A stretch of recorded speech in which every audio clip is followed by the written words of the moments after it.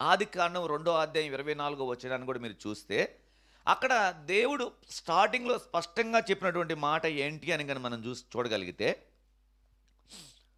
ఆదికాండం 2వ అధ్యాయము 24వ వచనం లేదా 23వ వచనం నుంచి కూడా మనం చూసినా కానీ, అప్పుడు ఆదాము ఎట్లనెను, నా ఎముకలో ఒక ఎముక, నా మాంసములో మాంసమా, ఇది నరునిలో నుండి తీయబడిన కనుక ఏమని పేరు పెట్టారు? నారీ. నారీ అని పేరు పెడతానికి కారణం అది. ఎందుకంట నా ఎముకలో ఎముక, నా మాంసంలో మాంసం నీ భార్య, నీ ఎముకలో ఎముక, నీ భార్య, నీ మాంసంలో మాంసం. అందుకే ఆదాము ఒక్కడనే దేవుడు తన పోలిక చొప్పున చేస్తే, ఆ ఒక్కడిలో దేవుడంట ఇద్దరిని చూశాడంట. ఎవరిని? మొదట ఆదాముని చూశాడు, ఆదాములో నుండి అవ్వను తీశాడు బయటికి. అప్పుడు ఒక సేవకుడు చెప్పాడు, ఎందుకని పక్కటెముక నుంచే తీయాలి? ఏ మోకాల్లో ఉన్న ఎముక తీయొచ్చుగా దేవుడు, లేకపోతే తలలో ఉన్నటువంటి దాన్ని తీయొచ్చుగా. పక్కటెముకనే ఎందుకు తీశాడనంటే, సాటి అయిన సహాయకురాలు. అంటే సాటి అంటే మన హృదయానికి తగిన విధంగా స్పందించే స్థాయి ఎక్కడుందంటే పక్కటెముకలోనే ఉండిద్దంట. ఒకవేళ ఆయన చెప్పాడు, నా మాటలు కాదు, నన్ను కొనబాకండి మీరు, ఒకవేళ కాలు కిందగా తీసానుకో, ఒకవేళ పురుషుని తొక్కేసిద్దేమో స్త్రీ, ఒకవేళ నెత్తిలోని తీసేస్తే నెత్తిని కూర్చునిద్దేమో. అంటే దేవుడు ఏం చూశాడు? ఒక వ్యక్తికి సాటి అయిన సహాయకురాలు కావాలి అంటే మన పక్కటెముకలో నుంచి తీసి ఏం చేశాడంట? నారీగా చేశాడు. కాబట్టి ఇప్పుడు ఏం చేయాలి మీరు అంటే, కాబట్టి పురుషుడు తన తండ్రిని తన తల్లిని విడిచి తన భార్యను హత్తుకొని వారు ఏక శరీరంగా ఉంటారు. ఇది దేవుడు చెప్పిన మాట. అంటే పురుషుడి యొక్క ఆలోచించాల్సిన విషయం ఏంటంటే, నీ భార్య ఎవరు అంటే, ఇదిగో పనికిరాని దాన్ని తీసుకొచ్చి నాకు కట్టబెట్టారు అనకూడదు. అర్థమైందా? తెలివి తిక్కువ దాన్ని తీసుకొచ్చి నాకు పెళ్లి చేశారని అనకూడదు. అసలు నా స్థాయి ఏంటి, ఆ స్థాయి ఏంటి, ఈడు జోడు లేకుండా మా వాళ్ళు పెళ్లి చేశారు అనకూడదు. ఎందుకంటే దేవుడు ముందుగానే సిద్ధపరిచాడు కాబట్టి అది ఖచ్చితంగా సమకూర్చబడుతుంది. ఆమేన్.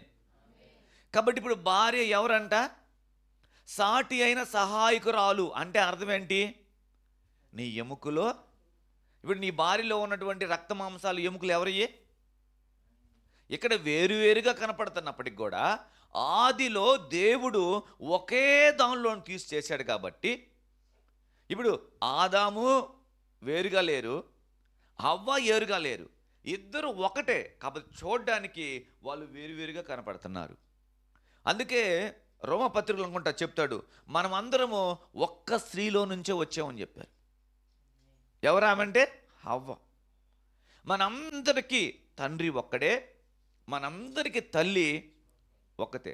కానీ ఆ తల్లిదండ్రులు ఇద్దరు కూడా ఒక్కళ్ళే. చూసేవా దేవుని సృష్టి ఎంత అద్భుతంగా ఉండిద్దో. వేరువేరుగా లేని ఎవరు, అందరూ కూడా ఒకటే. రేపొద్దున మహేష్ పెళ్లి చేస్తున్నాను అనుకో, వాళ్ళ భార్యని ఎలా చూడాలి? రేపొద్దున మీ మీ మీ మమ్మీ, అరే నన్ను ఎంత మాత్రం చూస్తే ఆ కొరవదరం నువ్వు కూడా చూస్తారో మీ ఏమని అనకూడదు. ఎందుకంటే ఒకప్పుడు మాకు దేవుని వాక్యం తెలియదు, దేవుడు ఏ విధంగా నడిపిస్తాడో మాకు తెలియదు. ఏదో అప్పుడున్నటువంటి లేదా మా ముందున్న వాళ్ళని చూసో వెనకున్న వాళ్ళని చూసో, మాతో ఒక ఆయన చెప్పేవాడు, నేను పెళ్ళైతే మా ఆవిడ ఎడ కూర్చోవాలి, ఆడ కూర్చోవాలి, ఆడ కూర్చోవాలి మా భార్య, లేకపోతే ఓ వెళ్ళిపో మీ పుట్టింటికి నాకు అవసరం లేదని చెప్తాను. ఆ మాటలే విన్నామే కానీ ఆమె నాకు సాటి అయిన సహాయకురాలు, ఆమె నేను ఒక ఏక శరీరమై ఉన్నాము, ఎప్పుడు ఆమెను హత్తుకొనే ఉండాలి అన్నటువంటి ఈ మాటలు ఏం కూడా తెలియదు అప్పుడు. ఎందుకంటే బైబిల్ అంటుంది అజ్ఞానపు దశలో ఉన్నాం కాబట్టి ఏది మంచో ఏది చెడో తెలియదు మనకి. భార్య అంటే మనకు ఒక బానిస, భార్య అంటే మనకు చేసి పెట్టేది. భార్య అంటే మాట అంటే పడి ఉండేది. చాలామంది అంటారు, ఎక్కడికి వెళ్తావో వెళ్ళు, ఏ దిక్కును చూడో చెప్పుకుంటూ చెప్పుకోపో. మీ ఇంటికి వెళ్ళా మిమ్మల్ని పట్టించుకోరు. ఏంటి, మీ ఇంటికి వెళ్ళి మిమ్మల్ని పట్టించుకోరు. అంటే కొంతమంది జీవితాన్ని మనం దగ్గర నుంచి చూస్తే, ఇంటికాడ తల్లిదండ్రుల దగ్గరికి వెళ్తానికి అక్కడ పరిస్థితి సరిగా ఉండదు, ఇక్కడ భర్త సరిగా చూసుకోడు, మధ్యలో ఎంతోమంది నలిగిపోయేవాళ్ళు, ఎంతోమంది అర్ధాంతరంగా చనిపోయే వాళ్ళు చాలామంది ఉన్నారు. కారణం ఏంటి అంటే భర్త స్థాయి భర్త గుర్తించకపోవటమే. కొంతమంది స్త్రీలు వేరేగా ఉంటారు, అది రేపొద్దున సెక్షన్లో ఒకవేళ అవసరమైతే మీకు చెప్తాడు, దాని గురించి నేనేమన్నా ఇప్పుడు. కానీ పురుషుడు తెలుసుకోవాల్సి, అంటే ఒక మగ మనిషి, ఒక ఇంటికి యజమానుడు ఎప్పుడు అతడు ఆశీర్వాదకరంగా ఉంటాడు అంటే ఎప్పుడు కూడా నా భార్య నాతో సాటి అయిన సహాయకురాలని గుర్తుపడతాడు. ఇప్పుడు మేము కూడా చేసాం, ప్రతిసారి బ్రేకింగ్ న్యూసే ఉంటుంది మీకు. చెప్పకుండా ఎన్నోసార్లు ఎన్నో పనులు చేసాం, చెప్పి దానివల్ల వచ్చినటువంటి నష్టాన్ని పోర్చలేక, తర్వాత పిల్లకి మంచి భవిష్యత్తుని ఇవ్వలేక, అంటే ఏంటి, వాళ్ళకి సరైన సమయంలో మంచిగా తృప్తిగా వాళ్ళు అన్ని విషయాల్లో ఉండేట్టుగా ఉండలేక చేయటానికి కారణం ఏంటంటే, నేను చెప్పేది ఏంది, నేను నీకు చెప్పేది ఏంది అంటే, మనం ఇప్పుడు ఎవరిని ధిక్కరిస్తున్నాం? భార్యని కాదు, దేవుణ్ణి ధిక్కరిస్తున్నాం. నీ సాటి అయిన సహాయకురాలు కదా, నీకు అన్ని విషయాల్లో సహాయం చేసేది, నీకు అన్ని విషయాల్లో సహాయం చేసేది. అంటే పెద్దోళ్ళు మామూలుగా మనోళ్ళు అంటారన్నమాట, ఒక తల్లిగా, ఒక భార్యగా, ఇంకా ఏమంటారు, ఇంకా చెప్తారు చాలా ఉంటాయి, ఒక అమ్మగా, అన్ని విషయాల్లో అన్ని విధాలుగా మనకి తోడయ్యుండి, మనం వెళ్ళే ప్రతి పరిస్థితుల్లో క్షేమాన్ని కోరుకొని ఇంటికి తిరిగి వచ్చేదాకా మరలా ఎదురు చూసేటువంటి ఆ స్థితి ఎవరిదంటే భార్యదే. నేను చాలాసార్లు ఆలోచించాను, దేవుడి జ్ఞానం అంటే ఒకసారి నాకు అనిపిస్తుంది, ఎందుకని భార్య భర్తలే, మీరు చూడండి, మీరు గమనిస్తే ఒక భార్య భర్తలు కొత్తగా పెళ్ళారు అనుకోండి, వాళ్ళిద్దరికి పెళ్ళైంది అనుకోండి, తర్వాత దేవుడు దీవించే సంతానం కలిగారు అనుకోండి, తర్వాత వాళ్ళందరికీ పెళ్ళిళ్ళు చేసి వాళ్ళ జతలు పరిచి అందరూ వెళ్ళిపోతారు, చివరికి మిగిలేది ఎవరు? భార్య భర్తలే కదా. అంటే దేవుడు జత పరిచిన దాన్ని ఎవడు విడదీయలేడు. కానీ కొంతమంది అవివేక పనులు చేసుకుంటారు అనుకోండి, దాని విషయం తర్వాత చూద్దాం ఒకవేళ అవసరమైతే మనం. అంటే ఎంతమంది మీరు జీవితాల్లోకి వచ్చినా, దేవుడి ద్వారా పంపించబడినా, వాళ్ళకు కూడా దేవుడు ఇంకో జతపరిచి, ఎక్కడైనా చూడండి భార్యాభర్తల బంధమే, భార్యాభర్తల బంధమే. ఎక్కడైనా తండ్రి కొడుకుల బంధం అంటే ఉండొచ్చు, రక్త సంబంధం, కానీ కలకాలం కలిసి జీవించినట్టుగా దేవుడు ఆ పద్ధతి పెట్టల. దేవుడు ఏం పెట్టాడు అంటే, నీకొక భార్య అంటే నీ ఎముకలో ఎముక నుంచి తీయబడినటువంటి, నీ మాంసంలో మాంసం తీయబడినటువంటి ఒక స్త్రీని దేవుడు సిద్ధపరిచాడు. కాబట్టి ఆయన అంటాడు, నీ తల్లిదండ్రులను నువ్వేం చేస్తావు? విడవాలి. అంటే తల్లిదండ్రులు విడవటం అంటే భార్య రాగానే తల్లిదండ్రులు పట్టించుకోకుండా వదిలిపెట్టమని కాదు అర్థం. మొన్న ఒక పాస్టర్ గారు చెప్పారు, తల్లిదండ్రుల్ని గౌరవించాలి, భార్యను ప్రేమించాలి. చాలామందికి ఆ గౌరవానికి, ఆ ప్రేమకున్న బంధం తెలియక మనం ఏం చేస్తున్నామంటే, ఒక్కోసారి సాటి అయిన సహాయకురాలను మనము గద్దిస్తున్నామంట, తృణీకరిస్తున్నాం. ఎందుకంటే ఒక వాక్యాన్ని మీరు చదివితే, కొలసీలు రాసిన పత్రిక 3వ అధ్యాయము 19వ వచనాన్ని కానీ మీరు చదవండి, అక్కడ చాలా మంచి మాట చెప్పాడు పౌలు గారు. కొలసీలకు రాసినటువంటి పత్రిక 3వ అధ్యాయము 19వ వచనం.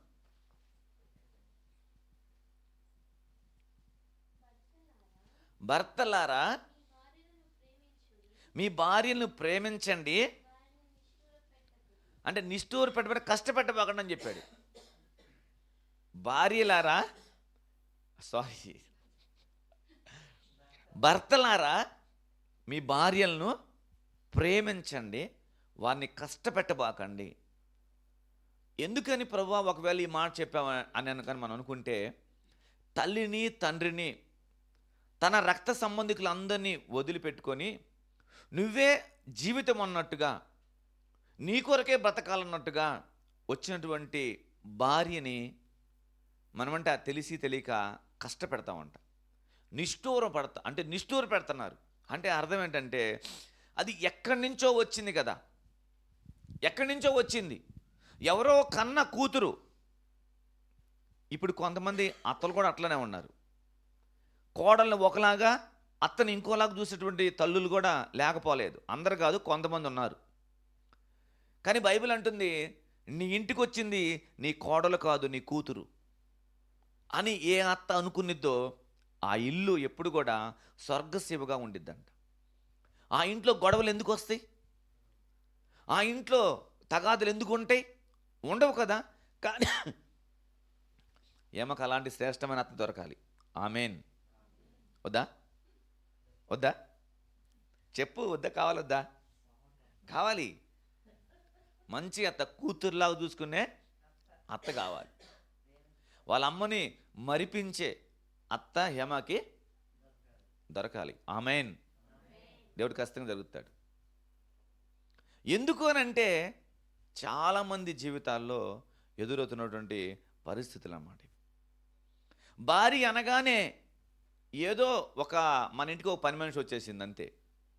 మన ఇంటికి ఒక పని మనిషి వచ్చింది ఈరోజు అనేటటువంటి భావాన్ని అత్తమామలుగా వాళ్ళు వదిలిపెట్టాలి. భర్తగా ఆమెని ఎంతవరకు, ఏ విధంగా ఆమెని ప్రేమించి ఆమెతో కలిసి నడవాలో భర్త కూడా పురుషుడు అనేవాడు తెలుసుకోవాలి. తెలుసుకున్నప్పుడు మాత్రమే దేవుని వాక్యం వారి జీవితంలో నెరవేర్చబడుతుంది. మీరు అనుకోవచ్చు, దేవుని సంఘంలోకి వెళ్ళినోడికి దేవుని వాక్యం లేకపోతే లేదు అని అనలా. ప్రతి పురుషుడు, కేవలం చర్చికి వెళ్ళిన వాళ్ళకు చెప్పలేదు దేవుడు, ప్రతి పురుషుడు తన భార్యను హత్తుకొని ఉండాలి. వాళ్ళు ఏక శరీరము. అంటే దేవుడు చూసిన ప్రతిసారి నువ్వు ఎలా కనపడాలి, మన కుటుంబం ఎలా కనపడాలి? ఏక శరీరంగా కనపడాలంట. అది దేవుడు కోరుకున్నటువంటి మాట. కాబట్టి మీ భార్యల్ని మీరేం చేయకూడదు? కష్టపెట్టొద్దు. అంటే అర్థం ఏంటంటే పని చేపియొద్దని కాదు అర్థం. కష్టం అంటే పని చేపియొద్దని కాదు.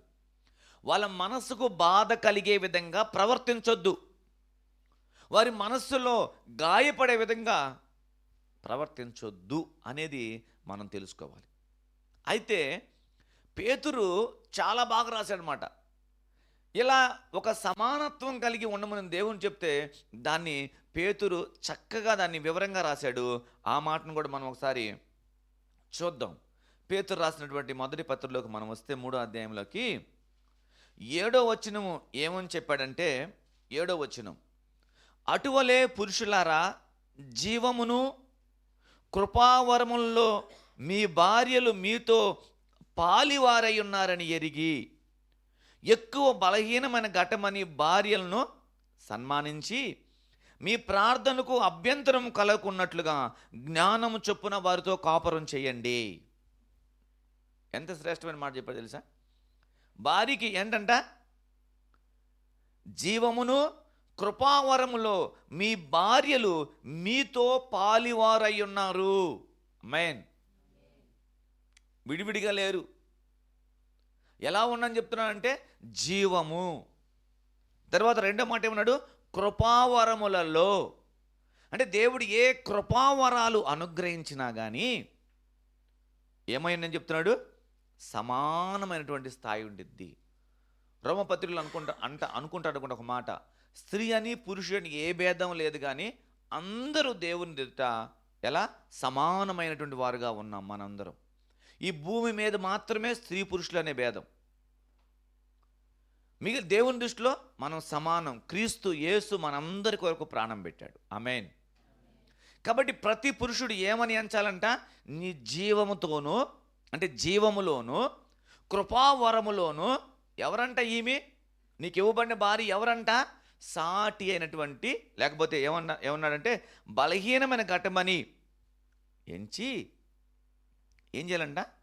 అక్కడ భార్యను సన్మానించి అనే పదాన్ని వాడాడు. అంటే భార్యను సన్మానించేటువంటి అర్థం ఏంటి? ఇద్దరు కూడా ఆత్మీయ జీవితంలో కలిసి ఒకే భావం కలిగి మీరు నడిపించబడ్డండి. మీరిద్దరు జ్ఞానం చొప్పున ఏంటి మీ ప్రార్థనలకు అభ్యంతరం కలగకుండట్లుగా. ఆ పైన వచనాలు మీరు చదువుకుంటా వస్తే అక్కడ చెప్పాడు, ఆడవాళ్ళ గురించి చెప్పాడు, జడలు అల్లుకోవటము, పూలు పెట్టుకోవటము. అంటే కొన్ని ఒకవేళ రేపు శనివారం ఒక సందర్భం ఇలాంటి రావచ్చు, కొద్దిగా లింక్ ఉంది కాబట్టి చెప్తున్నాను నేను. అంటే స్త్రీలు అనే వాళ్ళు కూడా ఎట్లా ఉండాలి అని అంటే అక్కడ చెప్తాడు ఆయన, సాధువైనట్టు మృదువైనట్టు గుణమును అక్షయ అలంకారం మీ హృదయ అంతరంగ స్వభావాలు ఉండాలి. ఆ స్వభావం ఉన్నప్పుడు ఈ భేదం అనేది రాదంట. ఎందుకంటే సర్దుకొని వెళ్ళే తత్వాన్ని దేవుడు నేర్పిస్తాడు. అప్పుడు జీవములో కృపావరాల్లో కూడా సాటి అయినటువంటి వాళ్ళు మన ఇద్దరం కలిసి ముందుకు వెళ్ళాలని ఎంచి, బైబిల్ అంటుంది భార్య అంట బలహీనమైన ఘటం అంట. అంటే ఇంకా నాకు దీని గురించి అర్థం కాలేదు. ఎందుకని పేతురు గారు అలా రాశారు, ఆ బలహీనమైన ఘటము అని రాశాడో ఒకవేళ దేవుని చిత్తమైన తర్వాత ఇంకోసారి దేవుడు బయలుపరిస్తే తెలియజేస్తాను నేను. అయితే వీరిద్దరు కలిసి వీరి యొక్క ఆత్మీయ జీవితానికి ఏం చేసుకోకూడదంట, అభ్యంతరం కలిగేటట్టుగా వీళ్ళు ఉండకూడదు. అందుకే కొరింథీయులకు రాసిన మొదటి పత్రిక 7వ అధ్యాయం తిమోతిలో అందులో చెప్పాడు, స్త్రీ పురుషుల గురించి. కొరింథీయులకు రాసిన మొదటి పత్రిక 7వ అధ్యాయం చాలా చక్కగా చెప్పాడు. పురుషుడు నేను ప్రార్థనా పరుణ్ణి కదా అని అనుకోవాల్సిన అవసరం లేదు, స్త్రీ అలా అనుకోవాల్సిన అవసరం లేదు. ఎవ్వరు కూడా నువ్వు నీ భార్యను రక్షించలేవు, నీ భార్య నిన్ను రక్షించలేదు. ఇద్దరు కలిసి జ్ఞానం కలిగి నడిపించబడితే ముందుకి అది ఆశీర్వాదకరంగా మార్చబడుతుంది, అది ఒక ఉన్నతమైన దీవెనగా మార్చబడుతుంది. అంతేగాని నేను మాత్రమే ఆధిపత్యం సెలవిస్తాను, నేను చెప్పిన మాట నువ్వు వినాలి, నువ్వు పడుండాలి అంటే మొట్టమొదటిగా దేవుని ఆజ్ఞనే మనం ధిక్కరిస్తున్నాం. దేవుడే మనకి విరోధవుతాడు ఆ మాటతోటి. దేవుడే ఆ మాట విరోధైతే మనం ఏది చేసినా మన జీవితానికి అది ఆశీర్వాదకరంగా ఉండదు. అందుకనే భార్య కలిగినటువంటి పేతురు ఈ అనుభవాలు రాశాడు. పౌలు గారు రాయలే ఈ అనుభవాలు. పెళ్లి చేసుకున్నాడు కాబట్టి పేతురుకు అనుభవం ఉందన్నమాట. ఏమనంటే, బాబు మీ భార్యలు మీతో పాలివారై ఉన్నారు కాబట్టి మీరు ఏం చేయాలి, వాళ్ళు కూడా మాతో సమానమని ఎంచుకొని ప్రతి విషయంలో వాళ్ళని సమానంగా చూడండి, వాళ్ళని ఇంకొక అడుగు ముందుకేసి సన్మానించండి, గౌరవించండి వాళ్ళని. అంటే ఒక్కోసారి కొన్ని సందర్భాల్లో ఏమో ఒకవేళ నేను కూడా చేశాను, నాకు అది గుర్తులేదు, కానీ మనుషుల ముందు మన భార్యలు మనం తక్కువ చేసి మాట్లాడతాం, మనుషుల ముందు మనం హీనపరిచి మాట్లాడతాం, మనుషుల ముందు వాళ్ళని అసలు ఎన్నిక లేని వాళ్ళుగా మాట్లాడతాం. పెద్దోళ్ళు చెప్తారు, మీ భర్త మంచం మీద కూర్చొని నువ్వు కింద కూర్చోవాలి. కొన్ని అప్పుడున్నటువంటి జనరేషన్ తగిన విధంగా చెప్పుండొచ్చు, అది తప్పని నేను చెప్పట్లేదు ఇప్పుడు. కానీ ఏ విషయంలో ఎలా మెదగాలో, ఏ విషయంలో ఎలా ఉండాలో ఇద్దరు చక్కగా నేర్చుకోవాలనేది మాత్రం బైబిల్ చెప్తుంది. భర్త స్థాయి ఎరిగి భార్య ప్రవర్తించాలి, భార్య మనసు ఎరిగి భర్త నడుచుకోవాలి. ఇవి రెండిట్లో ఎక్కడ కానీ ఏమైనా తేడా వచ్చినా కానీ టోటల్ ఫ్యామిలీకే ఇబ్బంది వచ్చింది. నా భర్త స్థితి ఏంటి, నా భర్త పరిస్థితి ఏంటి, నాకున్నటువంటి స్థితికి, నేను కోరుకునే కోరికలకి, నేను అడిగే వాటికి నా భర్త సరిగా స్పందించి ఆ సామర్థ్యం ఉందా లేదా అనేటువంటి విషయం భార్యకి తెలవాలి.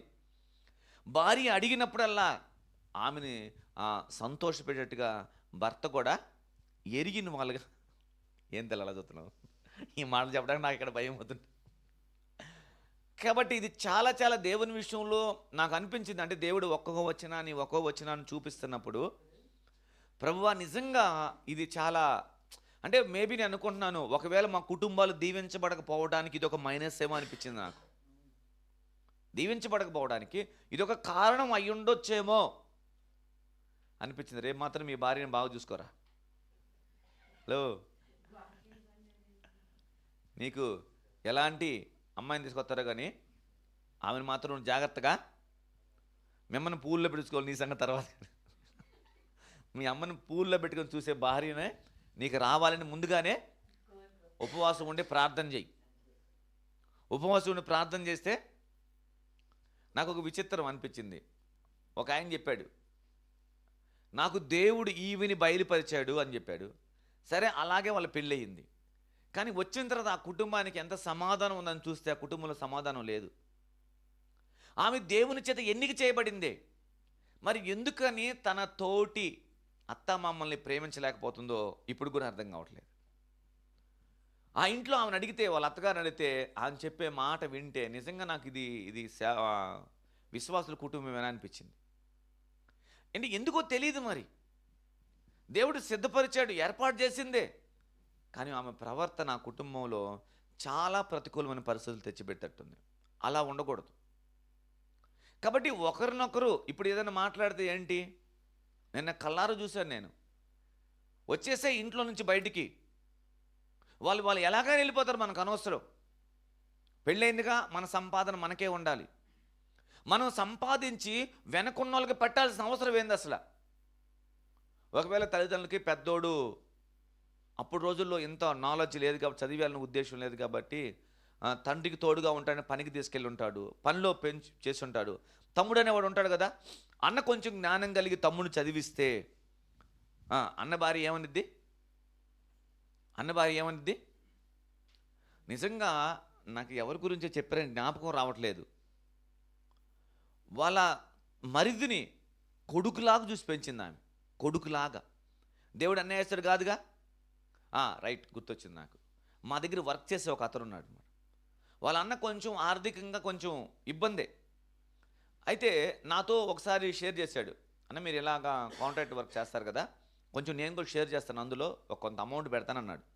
మనం కలిసినప్పుడు ఏంటన్నా ఎందుకని అమౌంట్ పెట్టలేదంటే ఆయన ఒక మాట చెప్పాడు, మా అన్న కొడుకుని నేను లండన్ పంపించానన్నా అని చెప్పాడు. నేను ఒకసారి ఆశ్చర్యం, అన్న ఈ రోజుల్లో అన్న కొడుకు కొరకు లండన్ పంపించే వాళ్ళు ఎవరుంటారన్నా అని అన్నా నేను. లేదన్నా, ఆయన ఒక అద్భుతమైన మాట చెప్పాడు. ఏమన్నాడంటే, ముందు మా అన్న కొడుకు లండన్ వెళ్తే నా పిల్లలు కూడా ఎదుగుతున్నారన్నా, అక్కడ వాళ్ళు కూడా వెళ్ళడానికి ఒక అవకాశం ఉండేది కదా, ఎవరినో కాలు పట్టుకోవాల్సిన అవసరం నాకు లేదు కదా అని చెప్పిన మాట దేవుణ్ణి ఎరగని ఆ వ్యక్తి అయినా కానీ నాకు ఆశ్చర్యం అనిపించింది. చూసారా? అంటే ఏంటి, ఎంత ఇచ్చో తెలుసా? 15 లక్షలకు షూరిటీ ఉన్నాడు ఆయన. బ్యాంకులో తన ఇల్లుని డిపాజిట్ పెట్టాడు. బయట దేశం వెళ్ళాలంటే డిపాజిట్ కట్టాలి, అక్కడ కొంత అమౌంట్ బ్యాంకులో పెడితేనే వాళ్ళు అనుమతిస్తారు, లేకపోతే ఎవరు. 15 లక్షల రూపాయలు షూరిటీ ఉంటే వాళ్ళ అన్న కొడుకు లండన్ వెళ్ళాడంట. ఎంత అద్భుతం చూడండి. అంటే ఆయన ఒక రీజన్తో చేశాడు, ఒక ప్రాసెసింగ్ ఉంది తన వెనకమాల. ఏంటి, నేను ఎప్పుడైతే మా అన్న కొడుకుని పంపిస్తానో వాడు సెటిల్ అయ్యి, రేపొద్దున వాడు సరిగా చూడకపోతే, వీళ్ళకి సరిగా కోఆపరేషన్ చేయకపోతే దేవుడు సంగతి చూసుకుంటాడు అంతే. అంటే ముందు పంపించాడు, వెనకాల నా పిల్లలు ఉన్నారు కదన్నా, వాళ్ళకు కూడా ఒక మంచి భవిష్యత్తు వచ్చిందని చెప్పేసి. ఇప్పుడు ఆయన నాతో మంచి, మేము ఇద్దరు క్లోజ్ ఫ్రెండ్స్గా ఉంటాం. ఎందుకంటే నాకు తెలుసు ఆయన చాలా సీనియర్, అంటే వర్క్లో సీనియారిటీ ఉండిద్ది, చాలా సీనియరు, మంచి మాట మీద ఉంటాడు, మంచి వర్కరు. అతను కష్టపడి ఒక స్థాయికి వచ్చాడు. ఆ స్థాయిలో నుంచి తీసి అమౌంట్ డిపాజిట్ చేయడం అంటే, ఆ ఇంటిని తాకట్టు పెట్టడం అంటే అది మామూలు విషయం కాదు. ఇలా పంపించానంటే, అన్న నువ్వు చాలా మంచి పని చేసావు అన్న అని చెప్పాను. అప్పుడు నేను అడిగాను, అన్న ఈ రోజుల్లో ఎవరన్నా అన్న కొడుక్కి ఇలాగ పెట్టి పంపించేవాడు? ఎందుకంటే వాళ్ళ అన్న అంత సరిగా ఏమంటారు, ఎడ్యుకేషన్ పర్సన్ కాదు, మైండ్ మెచ్యూర్ అయిన వ్యక్తి కూడా కాదు, ఏదో కొంచెం వర్క్ చేసుకుంటూ ఉంటాడు. కానీ అలాంటి అన్న కొడుకుని ఏం చేశాడు, లండన్ పంపించాడు. కాబట్టి అలాంటి కుటుంబాలను దేవుడు దీవిస్తాడు, ఆశీర్వదిస్తాడు. అందుకే ఒక మాటను, మీరు జ్ఞానము కలిగి నడుచుకోవాలి. జ్ఞానం కావాలి, భార్యాభర్తలు ఇద్దరికీ జ్ఞానం ఉండాలి.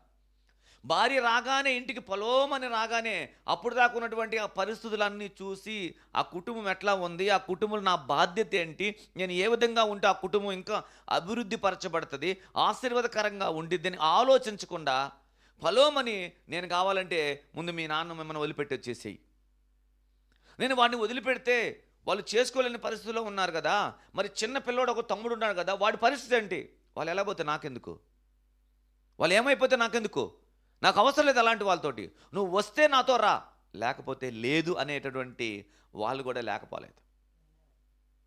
సో కాబట్టి భార్యాభర్తలు ఇద్దరు కూడా అన్యోన్య దాంపత్యము, అన్యోన్య జ్ఞానం, అంటే జ్ఞానం కలిగి ఇద్దరు చక్కగా ప్రవర్తించినప్పుడు మాత్రమే ఆ కుటుంబము ఆశీర్వాదకరంగా ఉండిద్ది అనేది మనం తెలుసుకోవాలి. పెళ్లి చేసుకున్న వాళ్ళు ఒక పని అయిపోయింది, ఇంటికి రాగానే నీళ్ళు తోలి పెట్టిద్ది, అడిగితే అన్నం పెట్టిద్ది, అవసరాలు తీర్చిద్ది, అదొక పని యంత్రంలాగా మనం భావిస్తే మన జీవితంలో మనం ఆశీర్వాదకరంగా ఉండలేము అని బైబిల్ చాలా స్పష్టంగా చెప్తుంది మనకి. కాబట్టి మనం ఏం చేయాలంటే ఏ- ఆ విషయాల్లో పదే పదే ఎక్కడ నేను ఇప్పుడు చూడండి, చాలా అంటే ఒకవేళ బహుశా నేను కూడా అయ్యి ఉండొచ్చు అట్లా. అందరితో మనం బాగా మాట్లాడతాం, కానీ మన భార్య దగ్గరికి వచ్చేసరికి మనం మాట్లాడలేం మనం. చిరాకు, ఎంత చెప్పాలి, నీకు ఎంత చెప్పిన అర్థం కాదు అంటే. బయట వాళ్ళ మీద కసురుకుంటే ఒప్పుకోరు మనల్ని, బయట వాళ్ళ మీద కసురుకుంటే ఒప్పుకోరు కదా. నేను చూడు, మీ మామూలు హిస్టరీ చూడు, ఈరోజు బయట పడుతున్నా అని చెప్తున్నావా, మీ వాళ్ళ హిస్టరీ అంతా తోగుతున్నారు బయటకు అనుకుంటున్నావా, చెప్తున్నావా అంటే. అలాంటి పరిస్థితుల్లో ఇప్పుడు ఒకవేళ కొత్తగా పెళ్ళైంది అనుకోండి, ఇంట్లో ఎవరు పరిచయం ఉంటారు, భర్త కదా పరిచయము. కొంతమంది ఉంటారు, బైబిల్ చెప్తుంది, బైబిల్ ఏం చెప్తుంటే కొత్తగా ఒకడికి పెళ్ళి అయితే ఆడు సంవత్సరం రోజులు ఏ పని చేయొద్దని చెప్పాడు బైబిల్, తెలుసా. సంవత్సరం రోజులు నీ భార్య మీద కలిసి ఉండాలి, అంతే. అది బైబిల్ చెప్తున్న సత్యం. అంటే కొంతమంది ఉన్నారు, అంటే నేను తప్పు ఇదని నేను అంటలేదు, కానీ కొంచెం ఆలోచిస్తే అలా అనిపించింది. పెళ్లి చేసుకొని అర్జెంట్గా నాకు అమెరికా రావాలి, ఫోన్ వచ్చేసి నేను వెళ్ళిపోతారు, ఇక్కడ ఈమె నిలిపెట్టేస్తారు, అక్కడ వాడు వెళ్ళిపోతారు. అంటే కొన్ని పరిస్థితుల మధ్యలో వెళ్ళవలసి వస్తే పర్వాలేదు. కొంతమంది తల్లిదండ్రుల కొరకు పెళ్లి చేసుకొని, యేసయ్య గారు చెప్పాడు, యేసయ్య గారు ఏం చెప్పాడంటే, ఒక ఆమె వచ్చి అడుగుతుంది, అయ్యా మా కొడుకు కొంచెం పెళ్లి చేసుకోమని చెప్పండి అంటే ఆమె యేసయ్య గారు అంట, ఇన్ని సంవత్సరాలు నువ్వు చెప్పినా నీ మాట వింటలేదంటే నీ కొడుకు ఆల్రెడీ పెళ్లి చేసుకోమంటాడని చెప్పేసాడు, ఒకటే మాట. ఈమె ఫోన్ చేసినప్పుడు, ఏందబ్బా ఇంకా పెళ్లి చేసుకోమంటే, తొందరగా ఉందమ్మా, అప్పుడే ఇంకా తర్వాత చేసుకుంటాను అని చెప్తున్నాడు. తీర్మానం బయటపడిన కథ ఏంటంటే, ఆల్రెడీ పెళ్ళి 2 పిల్లలు ఉన్నారు అక్కడ. ఈమెకి తెలియదు ఇంకా నా కొడుకు పెళ్లి చేయలేదు అనేటువంటి ఇలాంటి పరిస్థితులు ఉంటున్నాయి. మనం కళ్ళారా మనం చూస్తున్నాం మనం. అయితే మనం నేర్చుకోవాల్సిన విషయం ఏంటంటే, కొత్తగా ఇంటికి వచ్చినటువంటి కోడలు లేకపోతే భార్య ఎవరితో మాట్లాడాలి? భర్తే కదా మాట్లాడాల్సింది. అలా మాట్లాడకుండా ఉంటే పరిస్థితి ఏమైంది? అదే నిష్ఠూరు పెడతామంటే, అదే బాధ పెడతామంటే. అంతేగాని ఇంకో మాట చెప్తా నేను, అడిగింది ఈయనప్పుడు కష్టపడితే తప్పులేదు. వాళ్ళకు కూడా తెలవాలి, ఇది అడిగాము వీళ్ళు వీలేదు, అప్పుడు బాధపడడానికి మనకు సంబంధం లేదు. మనం పర్సనల్గా ఏ విషయాల్లో అయితే ప్రతికూలంగా మనం మాట్లాడతామో దాని విషయంలో మాత్రం ఖచ్చితంగా దేవుడు మనల్ని లెక్క అడుగుతాడు. కాబట్టి మనం ఏం నేర్చుకోవాలంటే, జ్ఞానం కలిగిన వాళ్ళంగా మనం ఉండాలి. పురుషుడు జ్ఞానం కలిగి నడవాలి.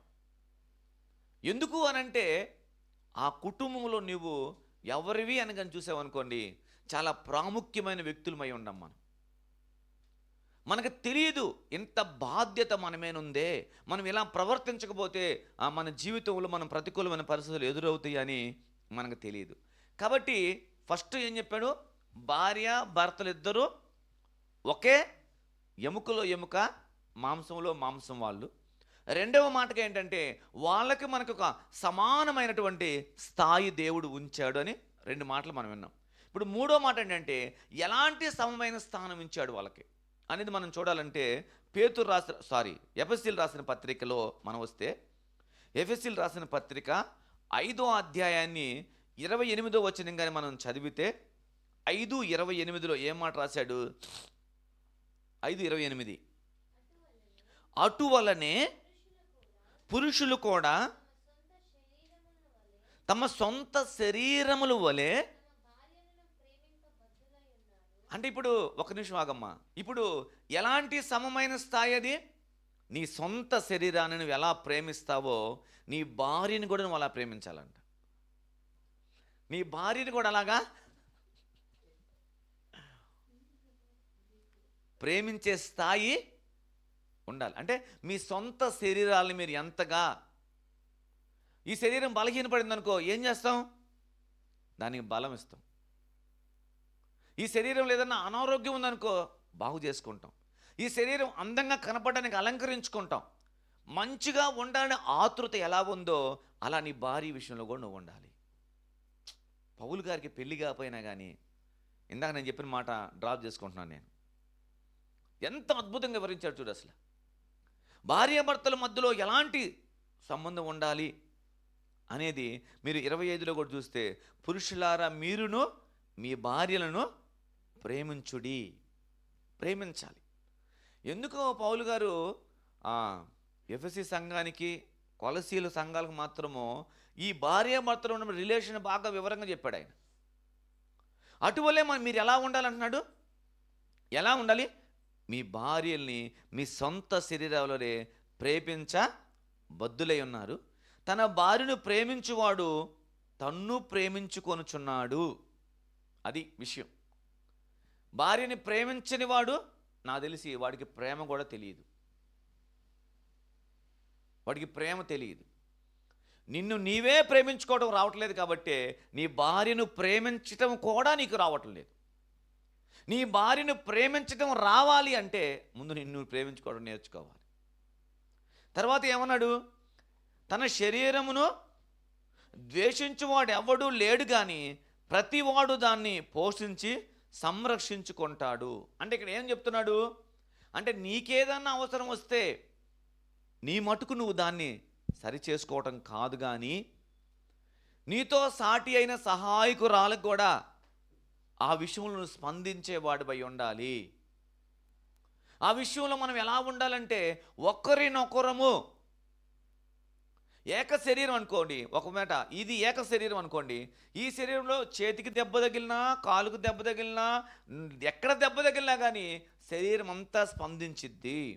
శరీరం అంతా దాని విషయంలో తగ్గేదాకా ఏం చేసిద్ది? ఏదో ఒక విధంగా దాన్ని తగ్గించి మరలా అవయవం పనిచేసేటట్టుగా చేసిద్ది కదా. అలాగనే మీరు కూడా అలాంటి వారుగా మీరు ఉండాలి అనేది పురుషులు తెలుసుకోవాల్సినటువంటి విషయం. 3 మాటలు. మొదటి మాట ఏమన్నా, స్త్రీ పురుషుడి భేదం వేరే వేరే లేరు.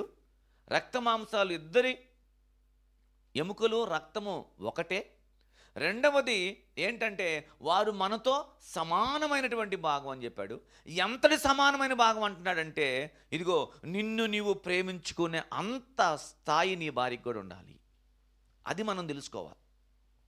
ఎప్పుడైతే ఆ స్థాయి ఇవ్వబడినటువంటి కుటుంబాలు ఉంటాయో, పెద్దలు ఒక మాట అంటారు, నా విజయం వెనక ఎవరున్నారు? నీ విజయం వెనక ఎవరున్నారంటే ఏం చెప్తారు? ఎవరున్నారు? దానియేలు విజయం వెనక ఎవరున్నారు? ఎప్సిబాబా గారు ఉండాలి. నా విజయం వెనక మా భార్య ఉండాలి. మనమేముంటాము? నేను మాత్రమే ఏదైనా చేయగలుగుతాను. అందుకే మన జీవితంలో మనం అనుకున్న దానిలో సక్సెస్ రావటం లేదు. భార్య మాట వినాలి అంటే ఏమంటారు? రే నువ్వు ఎప్పుడు పెళ్ళాం మాట వినేవాడురా, అరే ఈవిడ్రా పెళ్ళాం మాట వినేవాడు వచ్చాడ్రా అంటే దాన్ని ఒక ఎగతాళిగా, హేళనగా మార్చి పడేశారు. కానీ బైబిల్ అంటుంది, నీ భార్య మాట విను అని చెప్తుంది. ఏంది? అన్ని మాటలా కాదు. ఏవైతే మంచిగా ఉన్నాయో, ఏదైతే కరెక్ట్ అయిన మాట ఉండద్దో, ఏదైతే పద్ధతి అయిన మాట, దాన్ని మనం వినాలి. నీ తల్లిదండ్రులు వదిలేసి వచ్చేసాయంటే అది వినాలా? విను. కొంతమంది అయితే ఎంత జాగ్రత్తగా తల్లిదండ్రులను చూసుకుంటారు, ఎంత జాగ్రత్తగా వాళ్ళని. చాలామంది ఉంటారు, మాకు కూతురు లాంటి కోడలు వచ్చింది, కొంతమంది మా కొడుకు లాంటి అల్లుడు వచ్చాడు. అంటే ఇలాంటి పరిస్థితులు ఎక్కడ ఉంటాయో వారి జీవితాలు ఆశీర్వాదకరంగా ఉంటాయి. అంతేగాని చేసుకున్నాడ్రా 3 రోజులు పెళ్ళయింది, 3 రోజు ఏమైంది? విడాకులు అయ్యింది. అట్లా ఉండకూడదు. అట్లా ఉన్నవాడి జీవితం ఏమవుతుందంటే దేవుని దృష్టిలో శాపంగా మార్చబడుతుంది. మీరు ఎంత ప్రయాసైన పడండి, ఎంత కష్టమైన పడండి, కానీ మీ భార్య నువ్వు దుఃఖపెట్టడం అనేది సరైనటువంటి స్థితి కాదు అని. సో ఇలాంటి పరిస్థితులు నేను 3 విషయాలు చెప్పాను మీకు ఇప్పుడు. ఇవి చెయ్యకపోతే, ఇది చేయకపోవటాన్ని బట్టి మన జీవితంలో మనం ఏమవుతున్నాము అనేది కూడా మీకు ఇంకోసారి నేను చెప్తాను. అసలు భార్య భర్తలకి దేవుడు మరొక పేరు పెట్టాడు. వాళ్ళిద్దరి మధ్య ఉన్న బంధాన్ని మరొక దాంతో పోల్చాడు. అది కూడా మీకు తెలియాలంటే మలాకి పుస్తకంలోకి వెళ్తే, మనం మలాకి 2వ అధ్యాయము 12వ వచనం కానుంచి చదవమ్మా. మలాకి 2వ అధ్యాయం 12వ వచనం.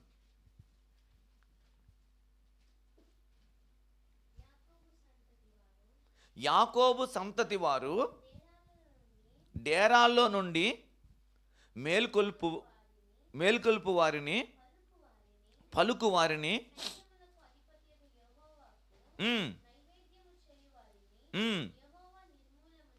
యెహోవా నిర్మూలము చేయును, మరియు రెండవసారి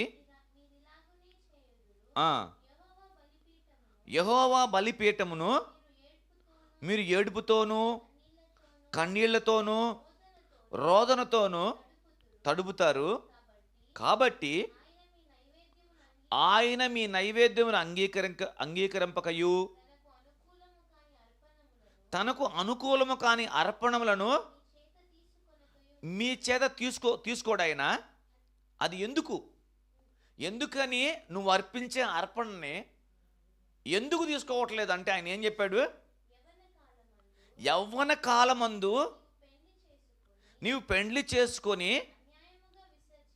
అన్యాయముగా విసర్జించిన నీ భార్య పక్షమున, చూసారా, యెహోవా సాక్షి అయ్యాడు. అక్కడ చాలా మంచి మాట చెప్తాడు. ఇప్పుడు ఏమంటాడు? అది నీకు తోటిదై నువ్వు చేసిన నిబంధనకు పాత్రురాలు. చాలు, ఒక్క నిమిషం ఉండమ్మా. ఎవరంటే భార్య? నీ తోటిది. అంటే నీతో కలిసి బతకటానికి దేవుడు ఏర్పాటు చేసింది. ఇప్పుడు నీ యవ్వన కాలమందు నీ భార్యను విసర్జించటాన్ని బట్టి దేవుడు అంటాడు, నా బలిపీఠం మీద తెచ్చే నువ్వు ఏదైనా కానీ నాకు అవసరం లేదు.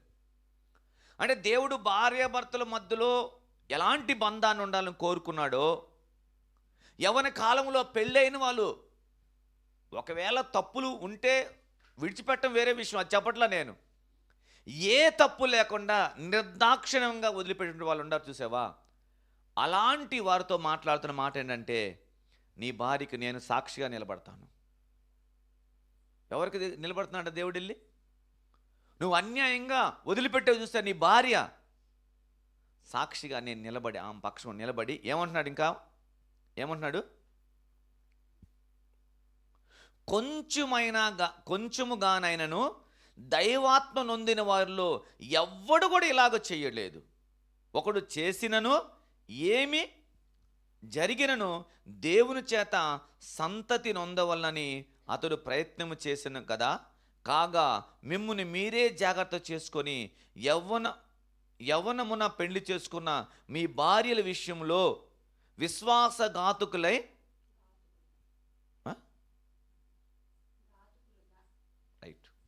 విశ్వాసఘాతుకులుగా ఉండబాకండి. తర్వాత ఏమన్నాడు మళ్ళీ? 16వ వచనం, భార్యను పరిత్యజించుట నాకు అసహ్యమైన క్రియ అని ఇశ్రాయేలు దేవుడకు యెహోవా సెలవిచ్చుచున్నాడు. ఏంటంటే కోపం ఆయనకి? ఏంటంటే అసహ్యం అంటే, ఈరోజు మనిషి జీవితంలో ఎక్కడ తప్పు జరుగుతుంది అంటే భార్య దగ్గరే, ఆదిలో మూలంలోనే జరుగుతుంది తప్పు. ఇది చేసి నువ్వు ఎన్నన్నా దేవుడు చేస్తున్నా కానీ ఆయన దాన్ని ఒప్పుకోవట్లేదు, దాన్ని ఆయన అంగీకరించటం లేదు, దాని విషయంలో ఆయన దేన్ని కూడా యాక్సెప్ట్ చేయటం లేదు. కాబట్టి భార్య విషయంలో ఎప్పుడైతే మన స్పందన మారుతుందో, మనం తీసుకునే నిర్ణయాలు మార్పు చెందుతాయో, అప్పుడు మన జీవితం కూడా ఆశీర్వదించబడుతుంది. అప్పుడు మన జీవితంలో దేవుని కృపను మనం పొందుకొని మనం ఎదురవుతున్నటువంటి ప్రతికూల పరిస్థితులు అన్నిట్లో సాగి ముందుకు వెళ్ళిపోతాం. మనం అలా వెళ్ళలేకపోవడానికి కారణం, దేవుడు మనతో ఉండకపోవడానికి కారణం ఒక్కటే. నీ భార్య బాధపడుతుండగా, నీ భార్య నీ గురించి ఎందుకు ఇలా చేస్తానని చింతపడుతుండగా దేవుడు ఎలా మనకు తోడుగా ఉండి నడిపిస్తాడు? దేవుడు ఎలా మనకు తోడుగా ఉండి దీవిస్తాడు? అందుకేనాడు దైవాత్మ నొందిన ఎవరిలోనైనా కానీ, అంటే దేవుడు అని తెలుస్తున్న ఎవరిలో అయినా కానీ ఇలాంటి ఘాతకమైనటువంటి పనులు చేసేవాళ్ళు ఉంటారు అసలు. మరి ఈరోజు లోకంలో ఎంతమంది ఎందుకుంటున్నారో తెలుసా? వాళ్ళు దేవుణ్ణి ఎరగటం లేదు. దేవుడు ఏర్పాటు చేసినటువంటి దాన్ని పూర్తిగా తృణీకరించి భార్యని పురుషుడి చేతి కింద ఒక ఆట బొమ్మలాగా ఆడుకున్నటువంటి రోజులు వచ్చినాయి. ఇలాంటి పరిస్థితుల మధ్యలో ఉన్నటువంటి మనకి దేవుడు చెప్తున్నటువంటి మాట ఏంటి అంటే, అది నీ తోటిది. ఆ మాట నాకు చాలా బాగా అనిపించింది. అది నీ తోటిది, నీతో నిబంధన చేసింది. అంటే నిబంధన నీతో చేసిందని అన్నాడు. ఏమని చెప్పాడు? అది నీ తోటిది. చదవాలి, ఎక్కడుందన్నమాట? 14వ వచనంలో, నీవు చేసిన నిబంధనకు పాత్రురాలు కదా. అంటే నువ్వేం చేసావు? కష్టంలో, నష్టంలో, రోగంలో, సంతోషంలో, ఏ విషయంలో కూడా నిన్ను విడిచి నేను ఉండను. మేమైతే 7 అడుగులు వేసి ఉంటాం. అంటే ఆ ప్రమాణాలు చేపిస్తారు. అంటే ఎప్పుడు మామూలుగా క్రిస్టియన్ మ్యారేజ్ కాకపోతే ప్రమాణాలు చేపిస్తారు బయట. ప్రమాణాలు చేపిస్తాం అంటే ఏంటి? మైక్ ఒకటి ఇచ్చి, ఇంకో నీ భార్యతో నువ్వు ఇది చెప్పు, నీ భర్తతో నువ్వు ఇది చెప్పు అని పలికిస్తారు. మరి ఆ నిబంధనలో మనం ఉన్నామా? క్రిస్టియన్ మ్యారేజ్లో కూడా నిబంధన చేపిస్తారు, ఇద్దరితో మాట్లాడిపిస్తారు. అంటే నిబంధన లేదు. నేను ఈ మాట ఇచ్చాను కదా, ఈ మాట నా భార్య జీవితంలో ఎందుకు నెరవేర్చబడడం లేదు అంటే, నువ్వు చేసిన నిబంధనను నువ్వు మీరుతున్నావు కాబట్టే నీ జీవితం ఆశీర్వాదకరంగా ఉండటం లేదు. ఎప్పుడైతే అది నీ తోటిదని అంటే అర్థం ఏంటి? నీ తోటిదంటే నువ్వు తినేటప్పుడు నీ భార్య గుర్తు రావాలంట, నువ్వు ఏదైనా ఆలోచించేటప్పుడు నీ భార్య గుర్తు రావాలంట, నువ్వు ఎవరితో ఏదైనా చేసేటప్పుడు నీ భార్య గుర్తు రావాలి. ఏ విషయంలోనైనా కానీ అది నీ తోడుదంటే నీకు అన్నిసార్లు గుర్తుండాలి అంతే. అలా ఉన్నప్పుడు మాత్రమే నిబంధనలో మనం ఉన్నవాళ్ళం, నిబంధనలో మనము నడిపించబడిన వారమని మనం తెలుసుకోవాలి. కానీ పెళ్ళి అయిపోయింది ఇంకా యథావిధిగా చాలామంది జీవితాల్లో చూసేది ఏంటి? ఏం చెప్తారు? అబ్బాయికి ఏ అలవాటు లేదమ్మా, మంచోడమ్మా అని చెప్తాడు. మన వాళ్ళు ఏం చెప్పారు? 1000 అబద్ధాలు ఆడైనా కానీ ఒక పెళ్లి చేయాలి. వాళ్ళని అడిగారు అనుకోండి, పెళ్లి చేసి ఎందుకమ్మా ఇలా అబద్ధం ఆడామంటే, వాడు బాగుపడతాడని. వాడు బాగుపడుతున్న తర్వాత సంగతి. ఒక అమ్మాయి జీవితం నాశనం అయిపోతుంది, ఎవరు ఆలోచన చేయరు. అంటే లోకంలో ఎలాంటి ఒక పద్ధతులు వచ్చేసింది అంటే, చాలా అంటే పెళ్ళి కూతురు లేకపోతే అమ్మాయి అంటే ఇక ఒక అబ్బాయికి జీవితకాలం అంతా కూడా ఊడిగం చేయడానికి వచ్చిన అమ్మాయి. ఆమెకి ఏం కోరికలు ఉండకూడదు, ఆమెకి ఏం ఆశలు ఉండకూడదు, ఆమె కోరికలు ఏవి కూడా చెప్పకూడదు. ఆమె ఒక ఆట బొమ్మలాగా ఉండాలని కోరుకున్నటువంటి సమాజం మధ్యలో మనం బతుకుతున్నాం. సో కాబట్టి ఈ విషయాలన్నిట్లో మనం కూడా జ్ఞానం కలిగిన వారుగా నడిపించబడేటట్లుగా ఏం చేయాలి? ఒక పురుషుడి యొక్క బాధ్యత ఏంటి సమాజంలో, ఇప్పుడు దాకా బయట ఉన్నటువంటి సమాజంలో ఎలా ఉండాలి అనేది మనం ఇప్పుడు దాకా విన్నాం. అయితే మరొక మాట కూడా నేను మీకు చెప్దామనుకున్నాను. ఒక వచనాన్ని కానీ మనం చూస్తే, అంటే చాలా విషయాలు రేపు ఇంకో సెక్షన్లో నేను చెప్తాను, కానీ ఒక మాట మాత్రం ఇప్పుడు చెప్తాను. ఏంటంటే సంఘములో, అంటే పురుషుడు సంఘములో ఉన్నటువంటి ఒక వ్యక్తి ఎలాంటి వాడు అయి ఉండాలనేది ఒక్క విషయాన్ని మనం చూద్దాం. తిమోతికి రాసినటువంటి మొదటి పత్రిక 3వ అధ్యాయము 3-4 వచనాలు ఏం చెప్పాడు? లేకపోతే పని చేయండి, తీతుకు రాసినటువంటి పత్రిక చదవండి. ముందు తీతుకు రాసిన పత్రిక 1వ అధ్యాయం 6వ వచనం చదవండి. ఎవడైనను నిందారహితుడును ఏకపత్ని పురుషుడును దుర్వ్యాపార విషయము నేరము మోపబడిన వారై అవిధేయులు కాక విశ్వాసులైనటువంటి పిల్లలు గలవాడై ఉన్న ఎడల అట్టివాడిని సంఘంలో పెద్దగా పెట్టని చెప్పాడు.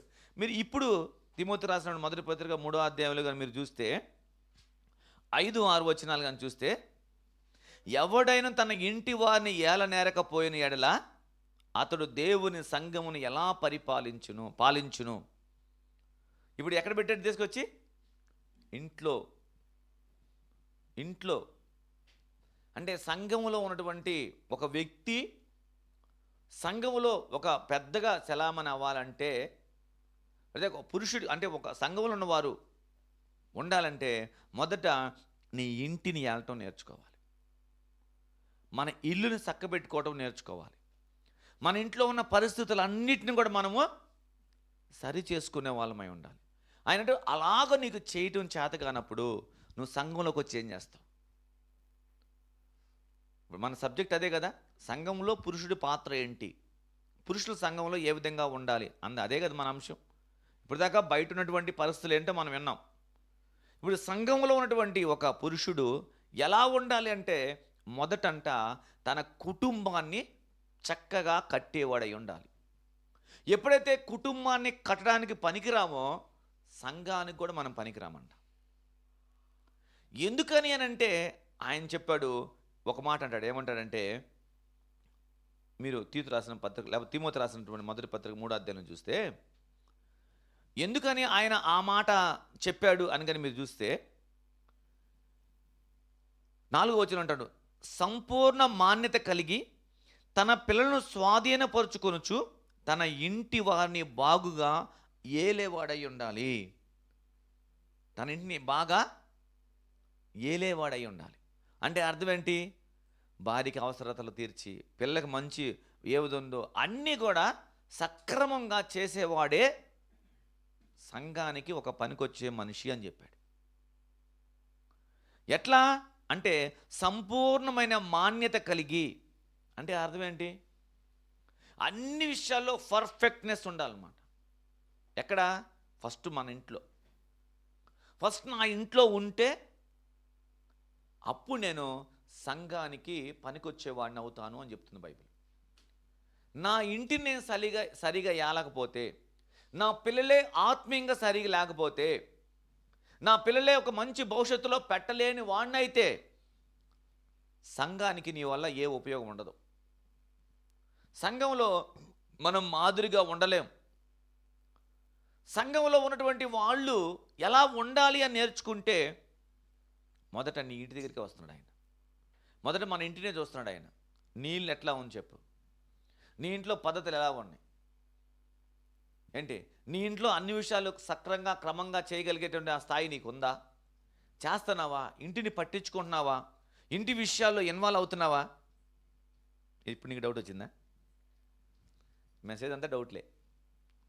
సో కాబట్టి మొదట మన ఇంటి మీద మనం ఫోకస్ పెట్టాలి.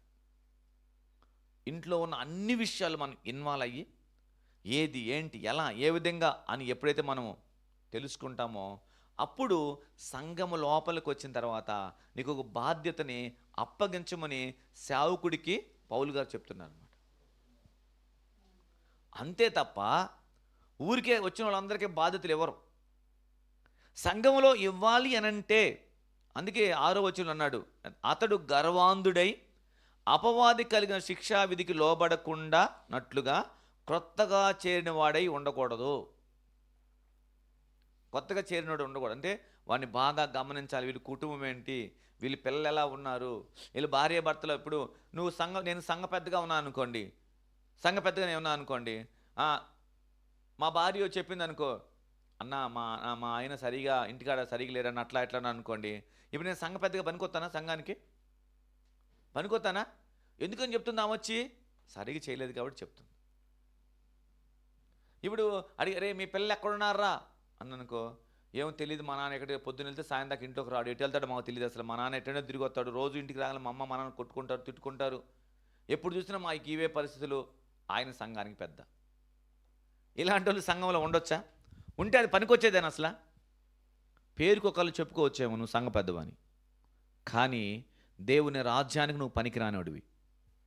దేవుని రాజ్యంలో మనము తోసివేయబడేటువంటి వాళ్ళం.